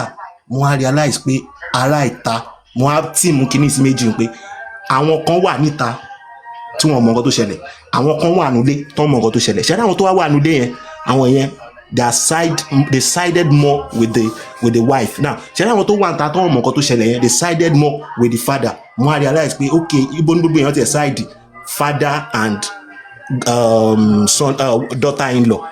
So gbogbo wa ọlọ́mọ ẹ̀ka kú lórí à ń jà nínú family kìtẹ́ ń ṣe gọ́ọ̀mẹ̀ntì gan la ń bájà family àti ẹ̀sìn ń bájà ó ní àwọn people léèrèdè. And I started mo yọ thinking cap yẹn mo dá padà sí Nàìjíríà wọ́n bá mi lọ sí olórí bàbá olóyè mo ní kó bá mi ṣe sàrà àfàlàyé also try and I was like ọ̀gbẹ́ni let me sit on the fence Ìjẹ̀bú ẹ̀yin mo fẹ́ bá sọ̀rọ̀ báyìí mo ní let me sit on the fence gbà yẹn mo lọ sọ́dọ̀ bàbá yẹn nù and gbogbo submission mi everybody mọ̀ pé fẹ́ǹsì máa wà torí wọn ní àkóní dárúkọ mi máa wà lórí fẹ́ǹsì mi ní búwa bá Mohbad gan máa kàn sọ pé kí ló tó lọ sí ọmọ ẹ̀ kò kàn mí mi ì lè ṣépè fún kò kàn mí ọmọ ẹ̀ ni. Ṣé you understand? I will just try to make sense. If the sense is not making well tó bá já mi but no problem màá tún padà sí ìdíṣẹ́ mi. Do you get it? Now recently tẹ rí wípé mo ní okay kò tí ọmọ obìnrin yìí ẹ filẹ̀ kinní kan it's because you can't stand on the fence for long you wọ gangan tó ń stand on the fence you are dishing out injustice nígbà tí wọ́n fẹ́ pa èèyàn tó dẹ̀ mọ̀ pé wọ́n nìkan ló mọ̀ wípé ẹni yìí ó sì ní argument kan lọ́kàn tó dẹ̀ lè save ẹni yìí o as a person a good person tó dẹ̀ mọ̀ pé ẹni yìí ó ṣe kó má dẹ̀ṣẹ̀ yẹn o dẹ̀ argument kan lọ́kàn tó lè fi save ẹni yẹn ṣé wàá máa fi àwọn èèyàn lẹ́ẹ̀kan máa lẹ̀kọ̀ fún wàá dákẹ́ rẹ̀ pé èrò tó ń lẹ́kọ̀ fún ti pọ̀jù járe tí máa dá sí wọn máa lẹ̀kọ̀ pẹ̀mí náà ìwọ gan èèyàn ìkà yẹn anybody tó bá lè ràn lọ́wọ́ nínú wàhálà ẹni tó wà nínú wàhálà yìí ó rò lọ́pọ̀ ẹ pé kò wọ́ ti wàhálà yẹn now permit me to say this kò sẹ́ni kankan tó lè dájọ́ láwọ́ wa o the only thing tá a lè ṣe náà ni ká máa pariwo online tá a yẹn pariwo we cannot smell more than a dead rat we cannot smell more than a dead rat ó lè rùn ju eku tó ti kú lọ.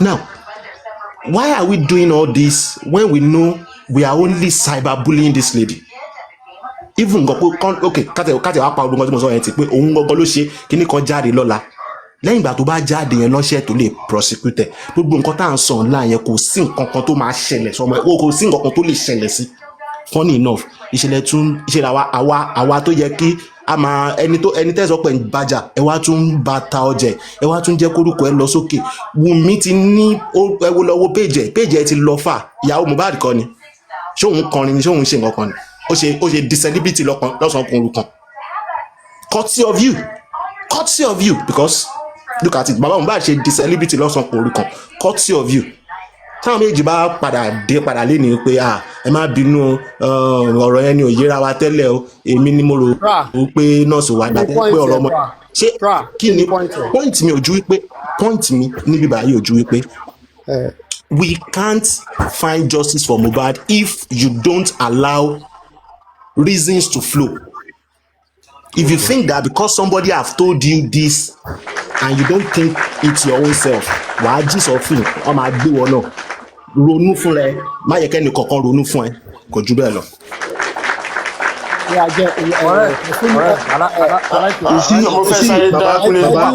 see, that's still the same emotion my infra still use for this thing also. Ìjẹ̀bú 1 minute jẹ́ nǹkan sáré finish track yìí 1 minute. Ọ̀ya finish o. Ọ̀ya kò bẹ̀rẹ̀ láti beginning ni o.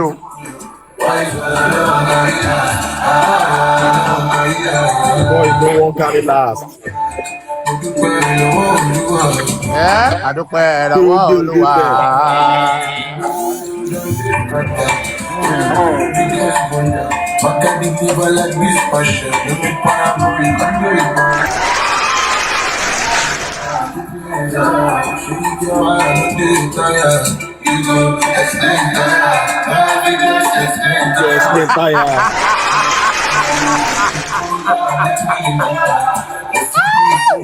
Activist àti ọmọ ní kúkú rẹ̀ lọ́kọ́ kékeré. Ọ̀rọ̀ evidence go play tire.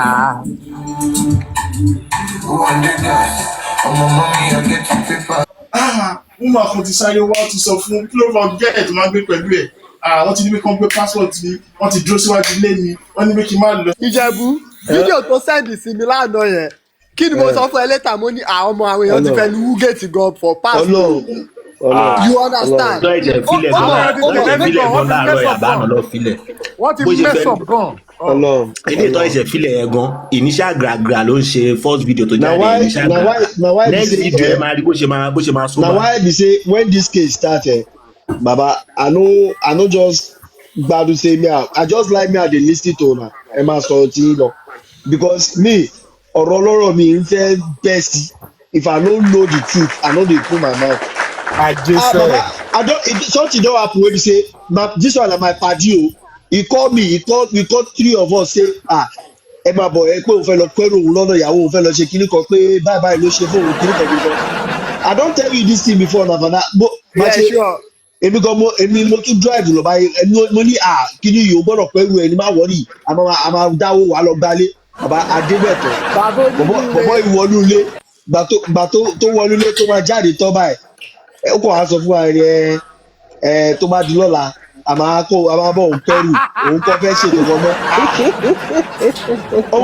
mọ́ àwọn tó kù tó jókòó sí mọ́tò mo lọ bá wọn mo ní àti ṣèrè ọlọ́mọ ẹ̀ka ṣèrè wèrè tá a bá wá síbí ó ti lè kó pẹ̀lú mọ́ láti gbà yẹn mo ti ọgbẹ́ láyé mi ọ̀rọ̀ pé kí ni mo fẹ́ àlejò láti ọ̀rọ̀ bí ọtọkùnrin. ìgbà tí wọ́n pè mí jọ kan pé ọ̀rẹ́ mi ò ìyàwó ẹ̀ lè kúrò lé kíní kan ìkọ̀kọ̀ mo ní ẹ ti béèrè lọ́wọ́ ẹ̀gbẹ́ kílò náà ṣe wọ́n nílò mo ní ok ẹ má wọ̀rì tó bá ti dàárọ̀ ọ̀la a máa sọ ìgbà tó máa di 2 days later wọ́n ṣe pè mí nìyẹn pé ọlọ́run ló ní kí n sọ fáwọn pé káwọn kọ́kọ́ béèrè o ìgbà tó máa béèrè ẹni ọdí ọkọ fún bọ̀bọ̀ pàdíwá ẹ̀ ó fún débọ̀ wọn lóyún.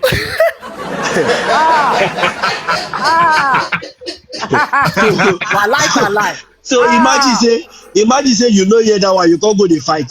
owó ló ń jà later ọlọ́pàá wá dé wá tó fẹ́ pé ọ̀gbẹ́ni fara burúkú balẹ̀ ṣé mo fẹ́ tó ṣẹlẹ̀ yìí you go dey ask yourself say kí ló ṣẹlẹ̀ ó wá sọ fún ẹ pé nǹkan tó ṣẹlẹ̀ yìí lè ó máa ń wà wípé ṣé mo ya wèrè.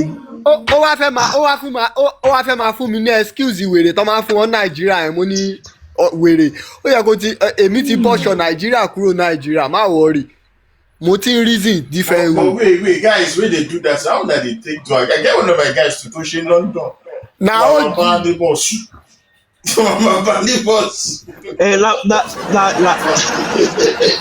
ọ̀gbẹ́ ònínáwó náà ònínáwó ìyẹn ló ṣìpù jù. ṣìpè ni. òtún ní wẹ̀sẹ̀ owó epo òtún ní rìn jìnnà òní wẹ̀sẹ̀ owó epo. wait but if the woman come born and the child come resemble why would they say ọmọdé àwọn àṣẹ yìí ọmọdé máa ti ń ju ẹ bàbá lágbájá ọmọdé wọn yìí ju ẹ. rotesa mi ó bá wọlé. ó ti over calculate o. mo fẹ́ mo sì bọ̀ kò ṣe gbogbo ọmọ ló ń jọyọ̀ kò ṣe gbogbo ọmọ ló máa jẹ́ náà àbí kò ṣe gbogbo ọmọ ló máa jọyọ̀ náà. tó bá ti fi ara ro ọmọ ni. wàá wo gbogbo ọmọ ló máa jọyọ̀. tí wọ́n bá ti gbé lọ́dún ẹ̀ fún 3 years wo ti jẹ́ gbogbo. èmi ti rọ́bìnrin tó fẹ́ ṣe wedding àárọ̀ ọjọ́ wedding ẹ̀ oṣù wa bá pàdé ilé. ṣé o ti máa review ìyàwó àti wọ́n pẹ́ jọra yín. àbí owó àti obìnrin kọjọ wà ní ẹ máa wà fún 2 years tẹ bá ti jọ wà pọ̀ jù. together for a long time. yes wọ́n máa jọra yín kí ló sọ yìí.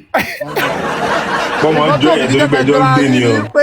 doliti tó bá tó lè jẹ́ kẹjọ yín ni pé ìgbà tẹ marry ẹnìkan handsome very very handsome ẹnìkan wà fine rárá na the only thing wey go make it àná. àbí ikọ̀ dúdú ikọ̀ pupa. bleaching cream náà máa ń wọ̀ cream náà. fada ẹ má bínú ẹ mọ mo stupid tí mo rí lórí kéèsì yìí ni pé gbogbo àwọn tó ń sọ pé ọmọ àlè tó ń búlì ọmọ yẹn bàbá Mohbad sọ pé ẹni sùúrù nìkan ló ń bá ẹni sùúrù nìkan tó ń bá nígbà tí mo sọ pé pra máa ń lo ẹ̀mí sí kí ní sẹ́ iṣẹ́ mo sọ ẹni nìkan tí mo fẹ́ mú jáde ọ̀rọ̀ yẹn sórí nǹkan tí mo suspect ẹ̀ pra gbàgbọ́ pra ó ní nǹkan tí mo suspect lọ́rọ̀ ẹ̀ ṣọmọ pé gbà kan gbàgbọ́ dúró before ọ̀rọ̀ tí mo sọ síwájú lẹ ti kọ́kọ́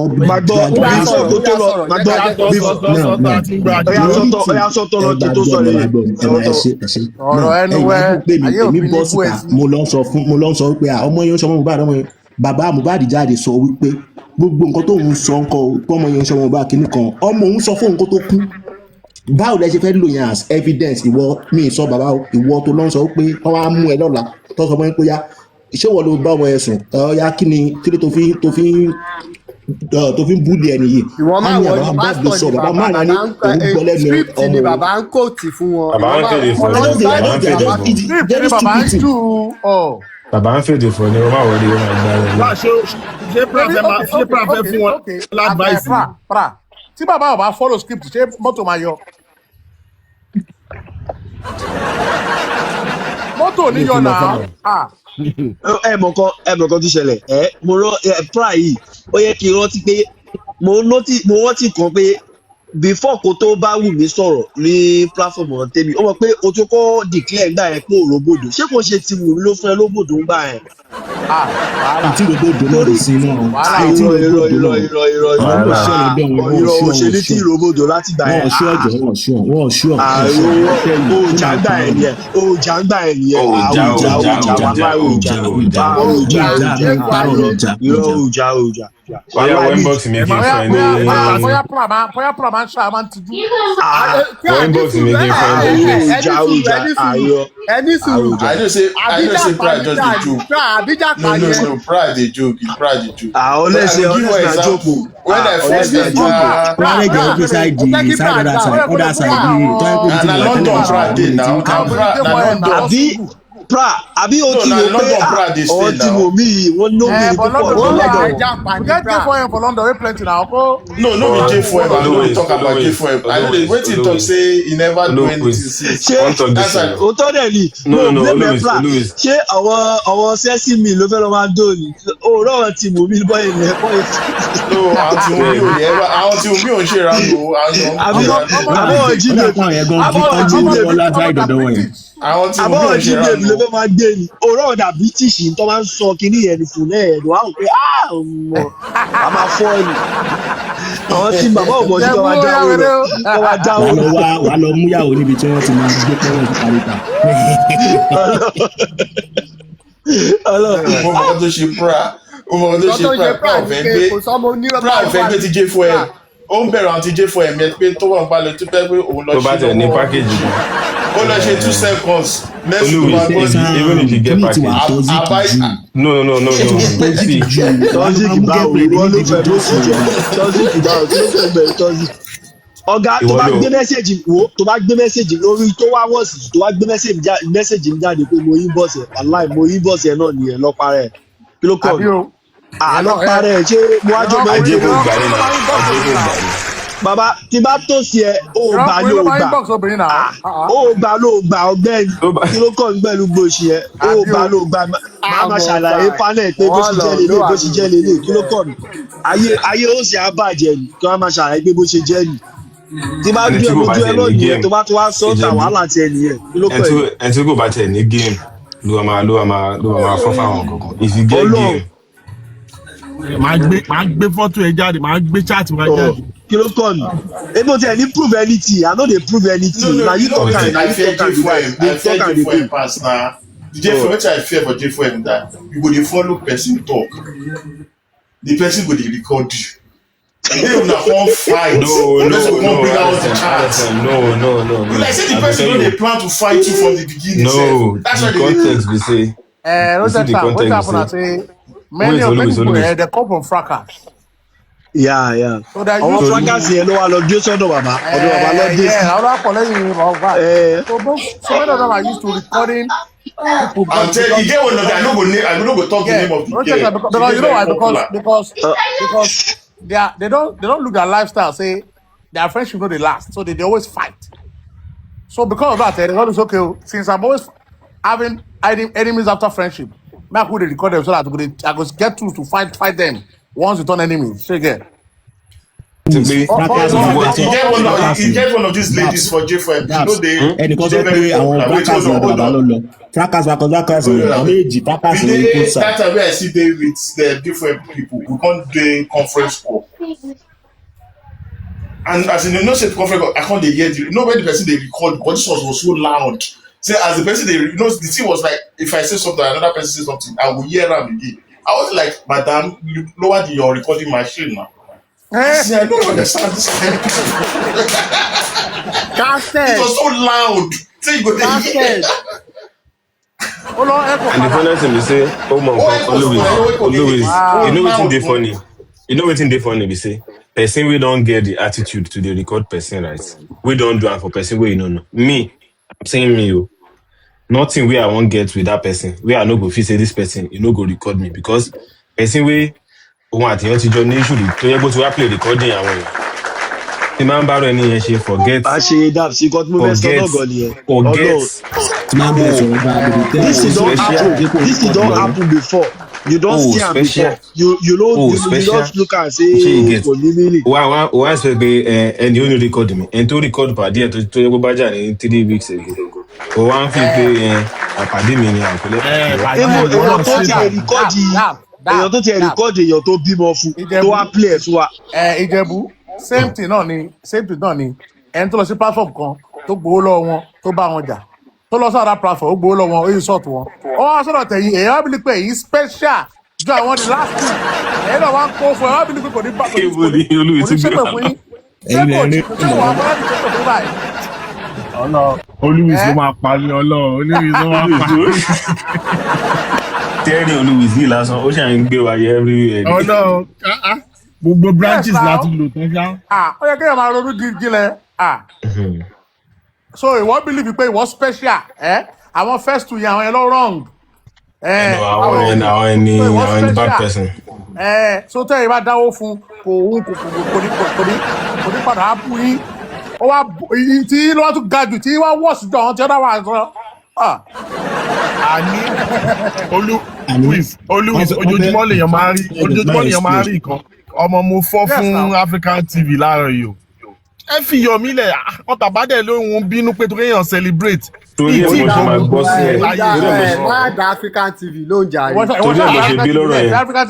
Torí ẹ̀ mo ṣe bí lọ́rọ̀ yẹn pé o speak for something. O tún speak against pé nǹkan tó ṣe kò tiẹ̀ make sense. O dẹ̀ fẹ́ join nǹkan tí o make sense. O mọ̀ di sórí ọ̀rọ̀ yẹn gangan ni problem àwọn people yìí. You see that one, every one of them. Tọ́ba ti ó nígbà kan ó ní like bóyá bíi 3 weeks 1 month ago tí mo fún Ṣọlá K ní assignment yẹn kọ́ lọ́ọ́ bá mi béèrè lọ́wọ́ Paparazzo because mo mọ̀ pé irú èmi báyìí sì ti máa ń béèrè a máa lọ fà ni tí bá dẹ̀ tá bá ti ń lọ fà mo ní kọ́ lọ béèrè lọ́wọ́ ẹ̀ pé assignment kò ju ó dàbí assignment ni kọ́ lọ béèrè lọ́wọ́ ẹ̀. Because mo understand nǹkan tí mo understand at the end of the day about every one of these guys ni pé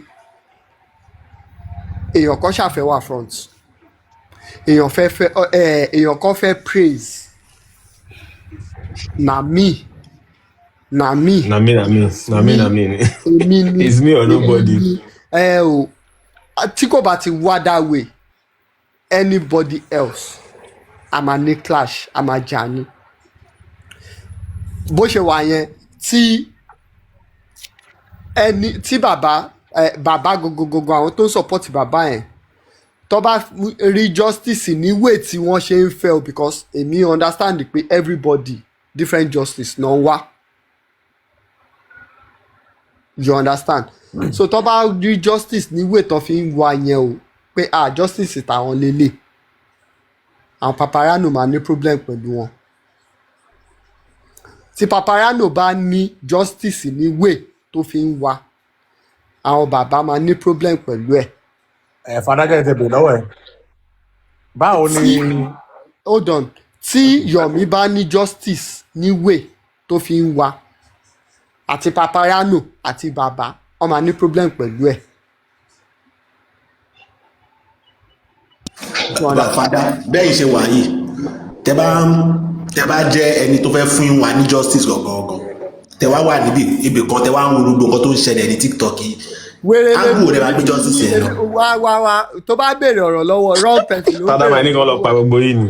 Èmi máa ní kó pa gbogbo àti host àti máa ní kó pa gbogbo yìí because wèrè ní everybody. àti panelist àtẹ̀yìntẹ̀ give us solution gbogbo yín. àtẹ̀mí fúnra tẹ̀yìn tẹ̀ lu emotion tẹ̀ ń fẹ́ emotion fi ṣe host ṣe ṣe gbogbo yín. ó bí kò ti kíra ẹ mọ́ fáànì yẹn ó ti kíra ẹ mọ́ fáànì. gbogbo everybody.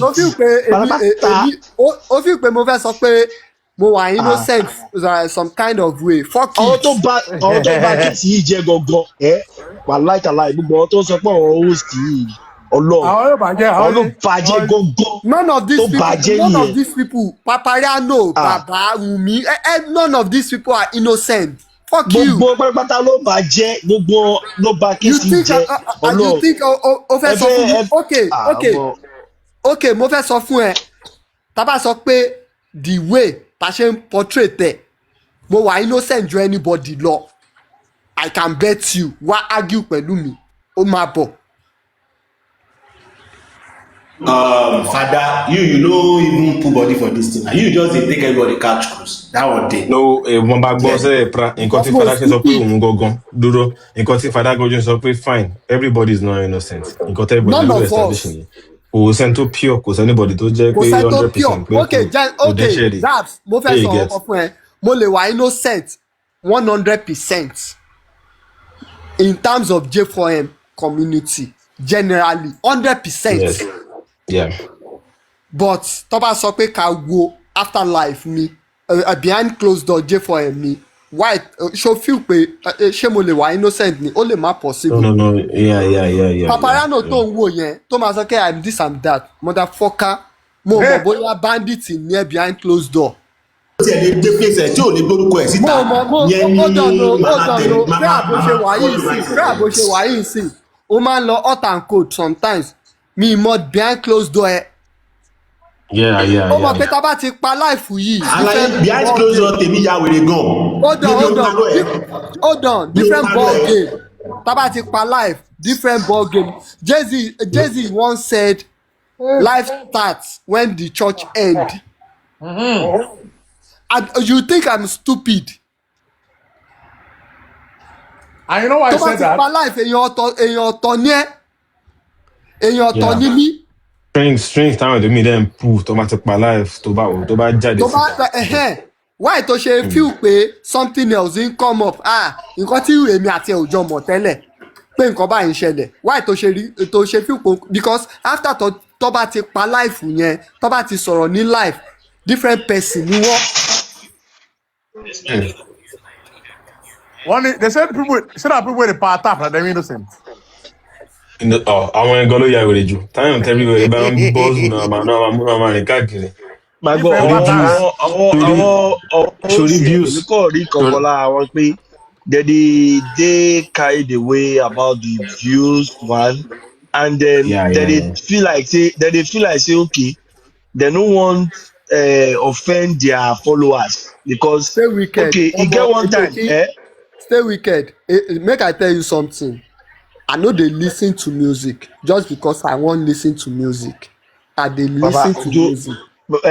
Fada tó bá rántí ìgbà kan ṣé wọn pé ìgbà kan tí abẹ̀rẹ̀ J4M yìí tí Paparano máa ń support bàbá tó máa ń gba àwọn pé ọ̀hún ti wò mí kọ́ wá máa give submission ó mọ̀ pé ìgbà yẹn wọ́n máa ń tó 1,000 500 600 tó máa ń wo Paparano gbà yẹn. The first day tó go against bàbá tó bẹ̀rẹ̀ sí wú bàbá sọ pé àmẹ́ta la máa power tap lẹ́yìn ìgbà yẹn àmẹ́ta la máa power tap so nígbà tó wá review yẹn like for like 3 days tó review yẹn pé àwọn ó dà pé ìfẹ́ show bàbá he change. Ìjẹ̀bú make I tell you something. Ìjẹ̀bú make I tell you something.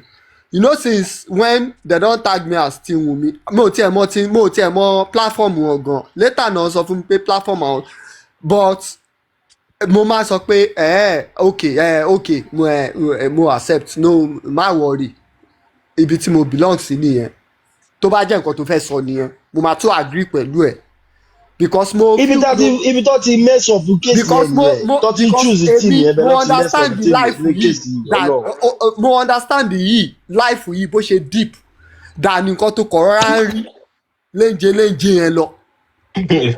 ṣé wà pé Fada tí o bá ti lè in your mind tó lè classify ẹni pé team Wunmi team baba to me you are showing me that your brain is as tiny as a cockroach. Yes. Now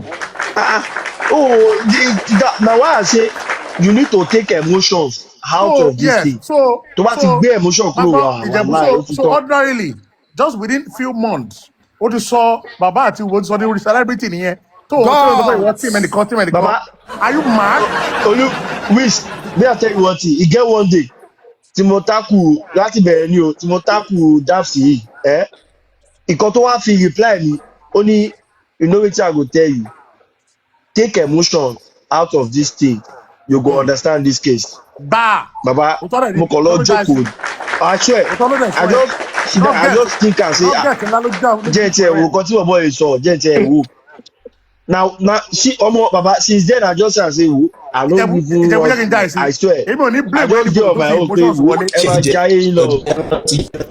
Tí màá ti bẹ̀rẹ̀ sí gbéra ṣé pẹ̀lú platform àpárá náà. Ọ̀rọ̀ àṣàkẹ́ nìyẹn kò ṣe jẹ́ for ẹ̀ ọ̀rọ̀ àṣàkẹ́ nìyẹn ọ̀rọ̀ àṣàkẹ́ nìyẹn kò ṣe jẹ́ for ẹ̀ ọ̀rọ̀ àṣàkẹ́ là ń sọ. Pẹ̀lú náà mo ní bàbá àṣàkẹ́ the same as bàbá Mohbad ló wọ láti wọ ibi ẹjọ́ ẹ̀. Ni mo kọ́kọ́ mẹ́sẹ̀gì pé Aláyé kí ló ń ṣe jára ẹ̀ now okay from this angle from that angle from this from that kí ló feel. Balaye ṣe jára. Fada jọ bá mi fún ṣúgà mọ́ mi látẹ̀wọ́ ṣubí mi bá fún ṣúgà mọ́ mi látẹ̀wọ́ jọ ṣúgà mọ́ mi nìyẹn o àwọn ṣúgà mọ́ mi láti ṣé wọ́n lọ sí Amẹ́ríkà ní báyìí ṣé wọ́n lọ sí Amẹ́ríkà ní. ṣúgà mọ́ mi nìyẹn èmi náà fẹ́ lọ jà asylum ní akíní ẹ̀ ẹ bá gbọ́. Ìjẹ̀bú bẹ́ẹ̀ nìkan àwọn míì máa wá why you no dey ìjọ tí paparazzi máa sọ why I no dey join mo ní bí mo ṣe wà yìí pẹ̀lú o expect mi kájọ máa fìdí gbòdì lórí platform lójoojúmọ́ 24 hours ká máa analyse ká máa sọ pé let's say what if olúkálùkù gé nìkan ìjà ti gé ṣúgà mọ́ mi mo ti gé ṣúgà mọ́ mi ní justice yìí. èèyàn wo ló fi pé mo jẹ́ náà. Ìjẹ̀bú yìí ẹ̀mú ló wá fi ṣe gbogbo everything. Mo ní pé Ìjẹ̀bú ẹ̀mú ló fi ṣe ó sọ sí lẹ́ẹ̀kan pé mo wà ní jí mo gbọ́ mi fòjì náà. Mo ní pé pàpàrà ló mọ̀ nígbà tí everybody stop láti pa ata. Pàpàrà ló mọ̀ ètò ṣe torí ẹ̀mú ló fi ṣe pa ata. Nísì ó ti fi ẹ̀mú lé sista chọ́bù mi rí kiri sí. Everywhere ṣùgbọ́n ẹ̀mú mi ṣubú Amẹ́ríkà wá kékeré ní Amẹ́ríkà. Rotẹ́sà ló kú máa tó ṣúgà mọ́ mi nìyẹn o. Ẹ̀mú ó ti fẹ́ mú sí o ó ti fẹ́ mú sí. That place you dey go. Where Rotẹ́sà be ma go get you. Kò sí tó kọ̀ ní ọba jẹ́ ti wù mí ọba jẹ́ ti wù mí kò sí tó kọ̀ ní ṣúgà mọ́ mi nìyẹn. UAG tó nà síbi tó níyẹn pé òun ò mọ̀ bóyá mo lè ṣe kí nìyí o bò pé àwọn need assistance pé wọ́n fẹ́ tà láti locate ilé ìwúlú pé ṣé mo lè help wọn mo kọ́ tún rò pé for this guy to think say I go dey available for this kind of bullshit ó dà pé bàbá yẹn lù mí lẹ́sìrẹ́sì ni o. ọjọ́ kan lórí WhatsApp máa ní kókè. Let's do video. I want you to see me. I'll make you even try to see me. So you gotta know what you go fit there because I feel love me. You understand? I want make you even see me face to face. Come on, don't buy so now. So I watch a video call. What on is video? Watch a video. Oh wait. So now, what baby Saman? This is the way they tell me, yeah. I'm far more sophisticated than this nonsense. So come in love me. Ọmọ láìfù kan tó máa ti live rí ó ti ní àwọn láìfù kan tó máa ti gbé rí tó máa ti live rí tó máa ti wà above that kébì máa bá wà lọ́wọ́ wá àdírẹ́sì kiri. Kí ló dé pé o ti ọmọ kan tó wá ṣẹlẹ̀ tí Olúwis bá wá sọ pé okay let me go because of justice tó bá wà lọ́tọ̀ tó bá give submission wá gbọ́ Olúwis is not part of us he's just an errand boy. Ṣebí Ìjẹ̀bú ìjọ tí bẹ̀rẹ̀ presidency máa gbọ́ ìjọ tí presidency èmi àti presidency máa gbọ́ náà èmi àti. Àwọn owó tó ń dá yẹn tó máa sọ pé 8 million 5 million 9 million yẹn tó ń jọ wọ́n lójú yẹn wọ́n rò pé òun ló máa oh my God no. Baba Olúwis mo fẹ́ lo logic kan bílẹ̀ kẹ́kẹ́ tẹ̀lé mi. Ẹjọ́ dúró jẹ́ kí that ó yá sọ̀rọ̀ ó dọ̀. He get one day probably 2 days ago or 3 days ago bọ̀bọ̀ tó wà lábọ̀já tí àwọn UAG ń lò yìí this comrade of a guy èmi àti presidency máa gbọ́ èmi àti presidency Ìjẹ̀bú tó àpẹẹrẹ Ìjẹ̀bú náà máa enjoy náà èmi àti presidency lọ́dọ̀ supervisor èmi àti presidency mo dẹ̀ bí bọ̀bọ̀ yìí pé okay fine your ex máa gbọ́ mo bí Mobi, boy, this your guy where they online. They talk say something don't stop. He say make I no mind them. They no be some report. I can't they ask the guy say, I be say you wait day ground or Tony go to one so. Into one funny reports or Tony Cotton so, which comes down to third party speech. You know this thing where I want to talk, not be joke. And one of the things where they pay me, and the person will still pay for waiting because when spending, one day with me and spending they talk. This not be joking matter. The guy tells me, but boy, if you are Jamie, if you are Jamie. I know when person they talk with emotions. That's why you see me sometimes when they talk, like you people think this is fun. You are messing people's lives up. Rotesa, Baba, for me, the only person I still dey repeat am every day, wey I no go fit pity for this case na spending. Ọlọ́run. I swear down. I no go fit pity that guy. Láyé Ọlọ́run, láyé mi ò lè pity ẹ̀ Ọlọ́run. Hold on, báwo ló sọ? So okay, why tó ṣe fẹ́ tó like tó sọ pé okay, thank you. If you know my sort of teacher, but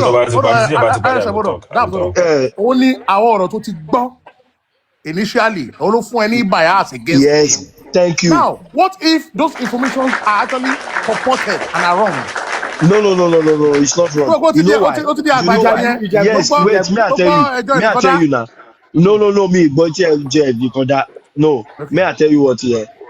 This penny guy, okay, a máa ń sọ pé tí fada bá sọ pé Ìjẹ̀bú ó sọ kínní ìnà nǹkan tó sọ fún lélẹ̀.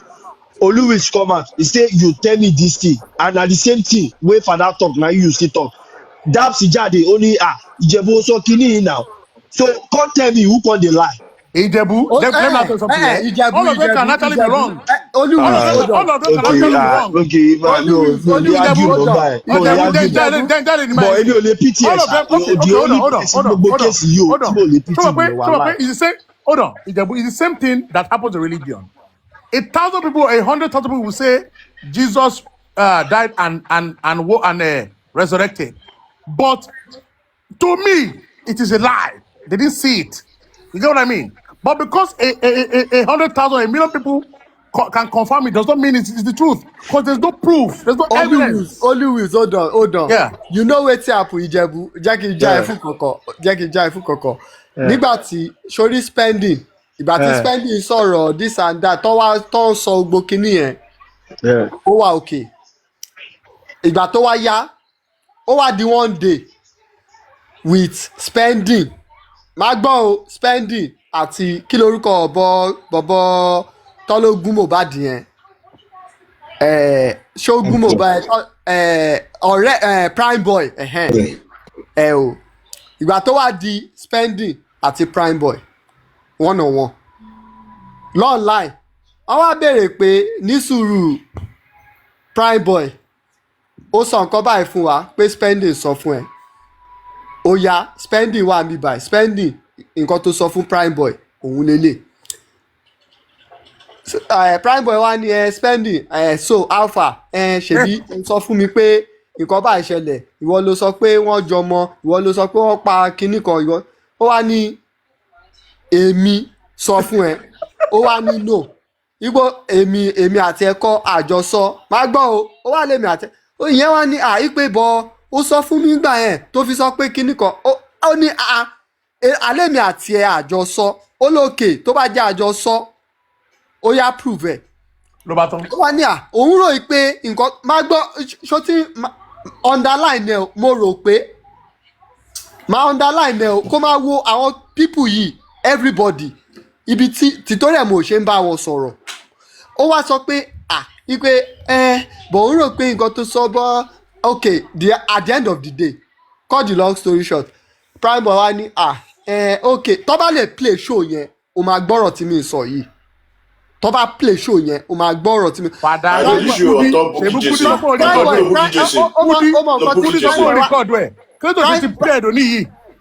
máa gbọ́ o prime boy wá sọ pé okay o tó bá lò sọ bẹ́ẹ̀ kò sí wàhálà ká kúrò lórí ẹ̀ Ṣó ya wèrè ni. Kúrí lòun rìkọ́dù ẹ̀. Ṣé kò tó ti gbọ́?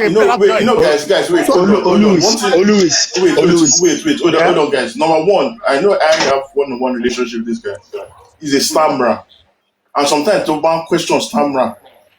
Mama slow down, Mama sorry. It's not that they are trying to say, it's because they've got that physical challenge. Then number two, this also spending, prime boy was also na bí prime boy pé wọ́n ṣe kúrú kan nǹkan tó ń bí nìyẹn pé why una go through my name tó máa bá ti ń jẹ́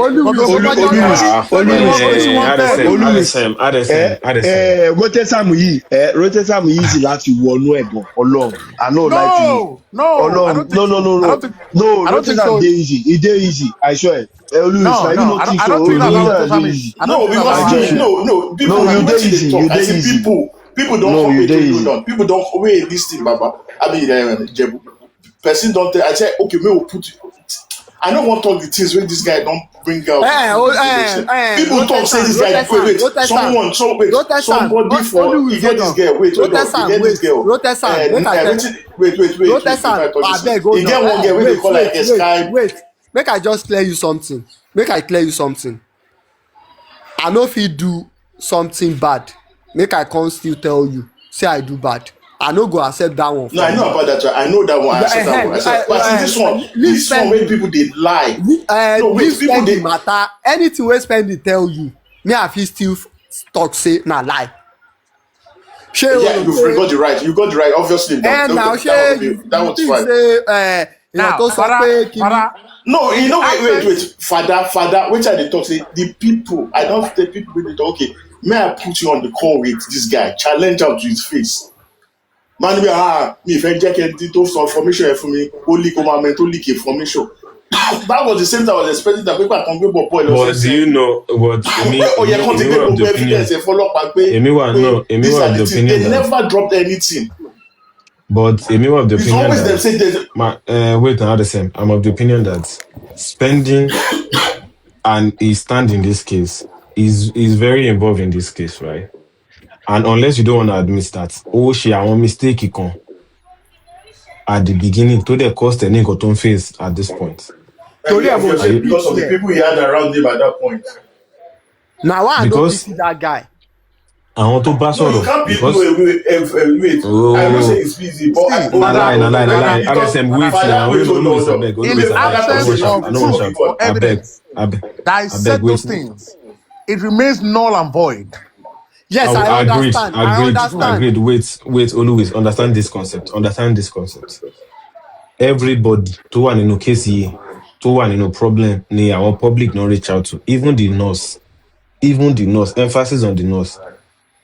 Why Teshima operate till today, the nurse is still being segregated? Why? Ask yourself that question. It's not like she's more smart than them or she's more brilliant, or be more evil than them. It's just one thing.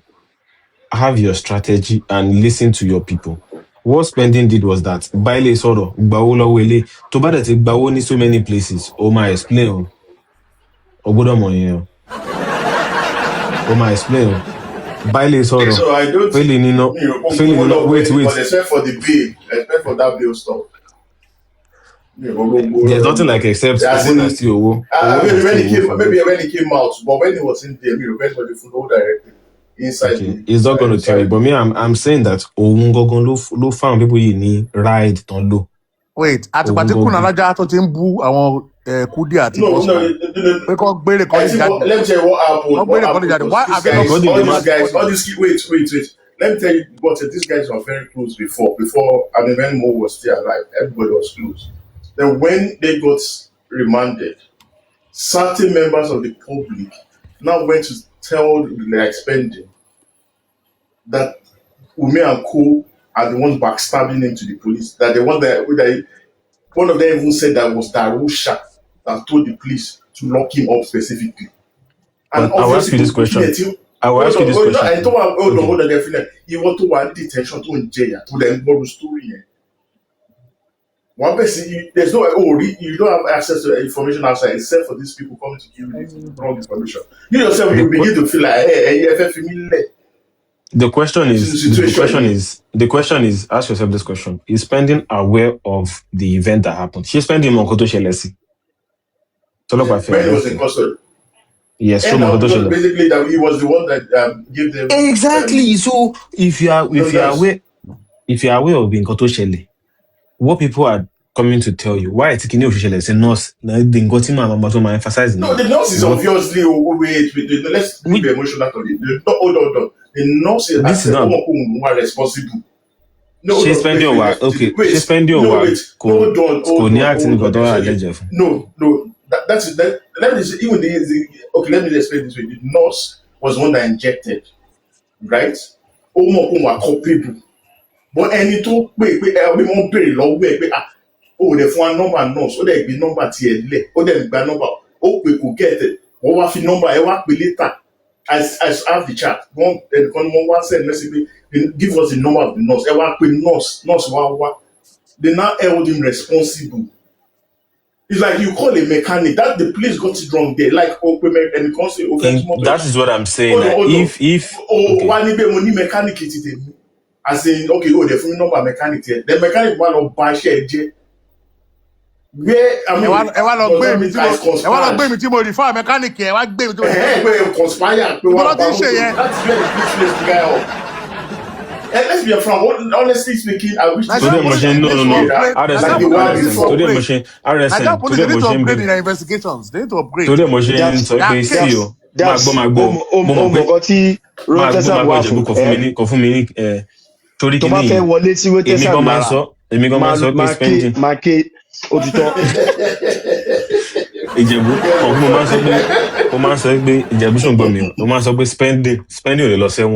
all those ones are just procedure. But what's in procedure because everybody in parang buying. Spending everybody just talking. Wait, always I beg. People know say spending would not be sentenced as much as the nurse would be. You don't have no nurse or lema to spend. Want a lema sentence spending at all, which is very obvious. But I'm saying spending was very close to the person who just died. Spending was a business partner. Oh, he knows more than me and you. Do you get what I'm saying? And to buy more events in Koto Shele. So they don't Koto Shele or to tell in Koto Shele. You say your truth and you stand on it. All those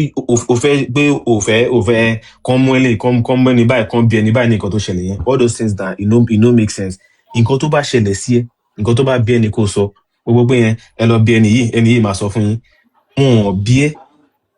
focus on your own story. Say your story as it is and keep saying your own story. And you watch how they will let you go. Mendy, found your trip go. I don't go lie for you. I know. I understand what you said. That's what you said is actually correct. But also, I always do things like I'm always empathetic. Not just empathetic. I'm empathetic. Like in terms of if I were in this guy's shoes and I'm facing this kind of predicament, would I act in the way he acted? Nigerian police say no be more. The only reason why you go deny your mama, you fit deny your papa self. The only reason why it's spending shit. People they react. No, the way people go react. No, the way people go react different. Also, the police say. You know, say no be people you go look. The guy was that's why I tell people. One of the things I tell people like when they say spending protect you. I say you guys don't know how boxed up this guy was in the past. And to see where he is. So what gives him? What is there? What is do you know? Do you know got to show you know waiting Koba spending. You know waiting really Koba spending. We say ọlọ́pàá máa ń ya wèrè sí story tó ń bá ọkọ̀ gbọ́ fine àti pé outburst of that matter ó ya wèrè. Another thing is that spending was a business partner, and you know how they treat all this business thing in Nigeria. They take it. Wait now. 100%. But I'm telling you that police solved some few points, and it's also the second time Tibobo Imani issue. If it was the first offender, they would not. Are you aware of this thing? Yeah, I know. Let's go. Anything you want to do in this life, don't hope. This is an independent matter. Leave the old one. No, but woman counts. It always counts. I dey tell you. It dey count o. It dey count o. Surely, even for abroad, ọlọ́pàá lè stop ẹ lẹ́ni fún pé your light break. Even for Nigeria, it dey count. It dey count for Nigeria. No, make I tell you something. As in, Tabati understand the pé ká kọ́ máa put to factor Naija yẹn.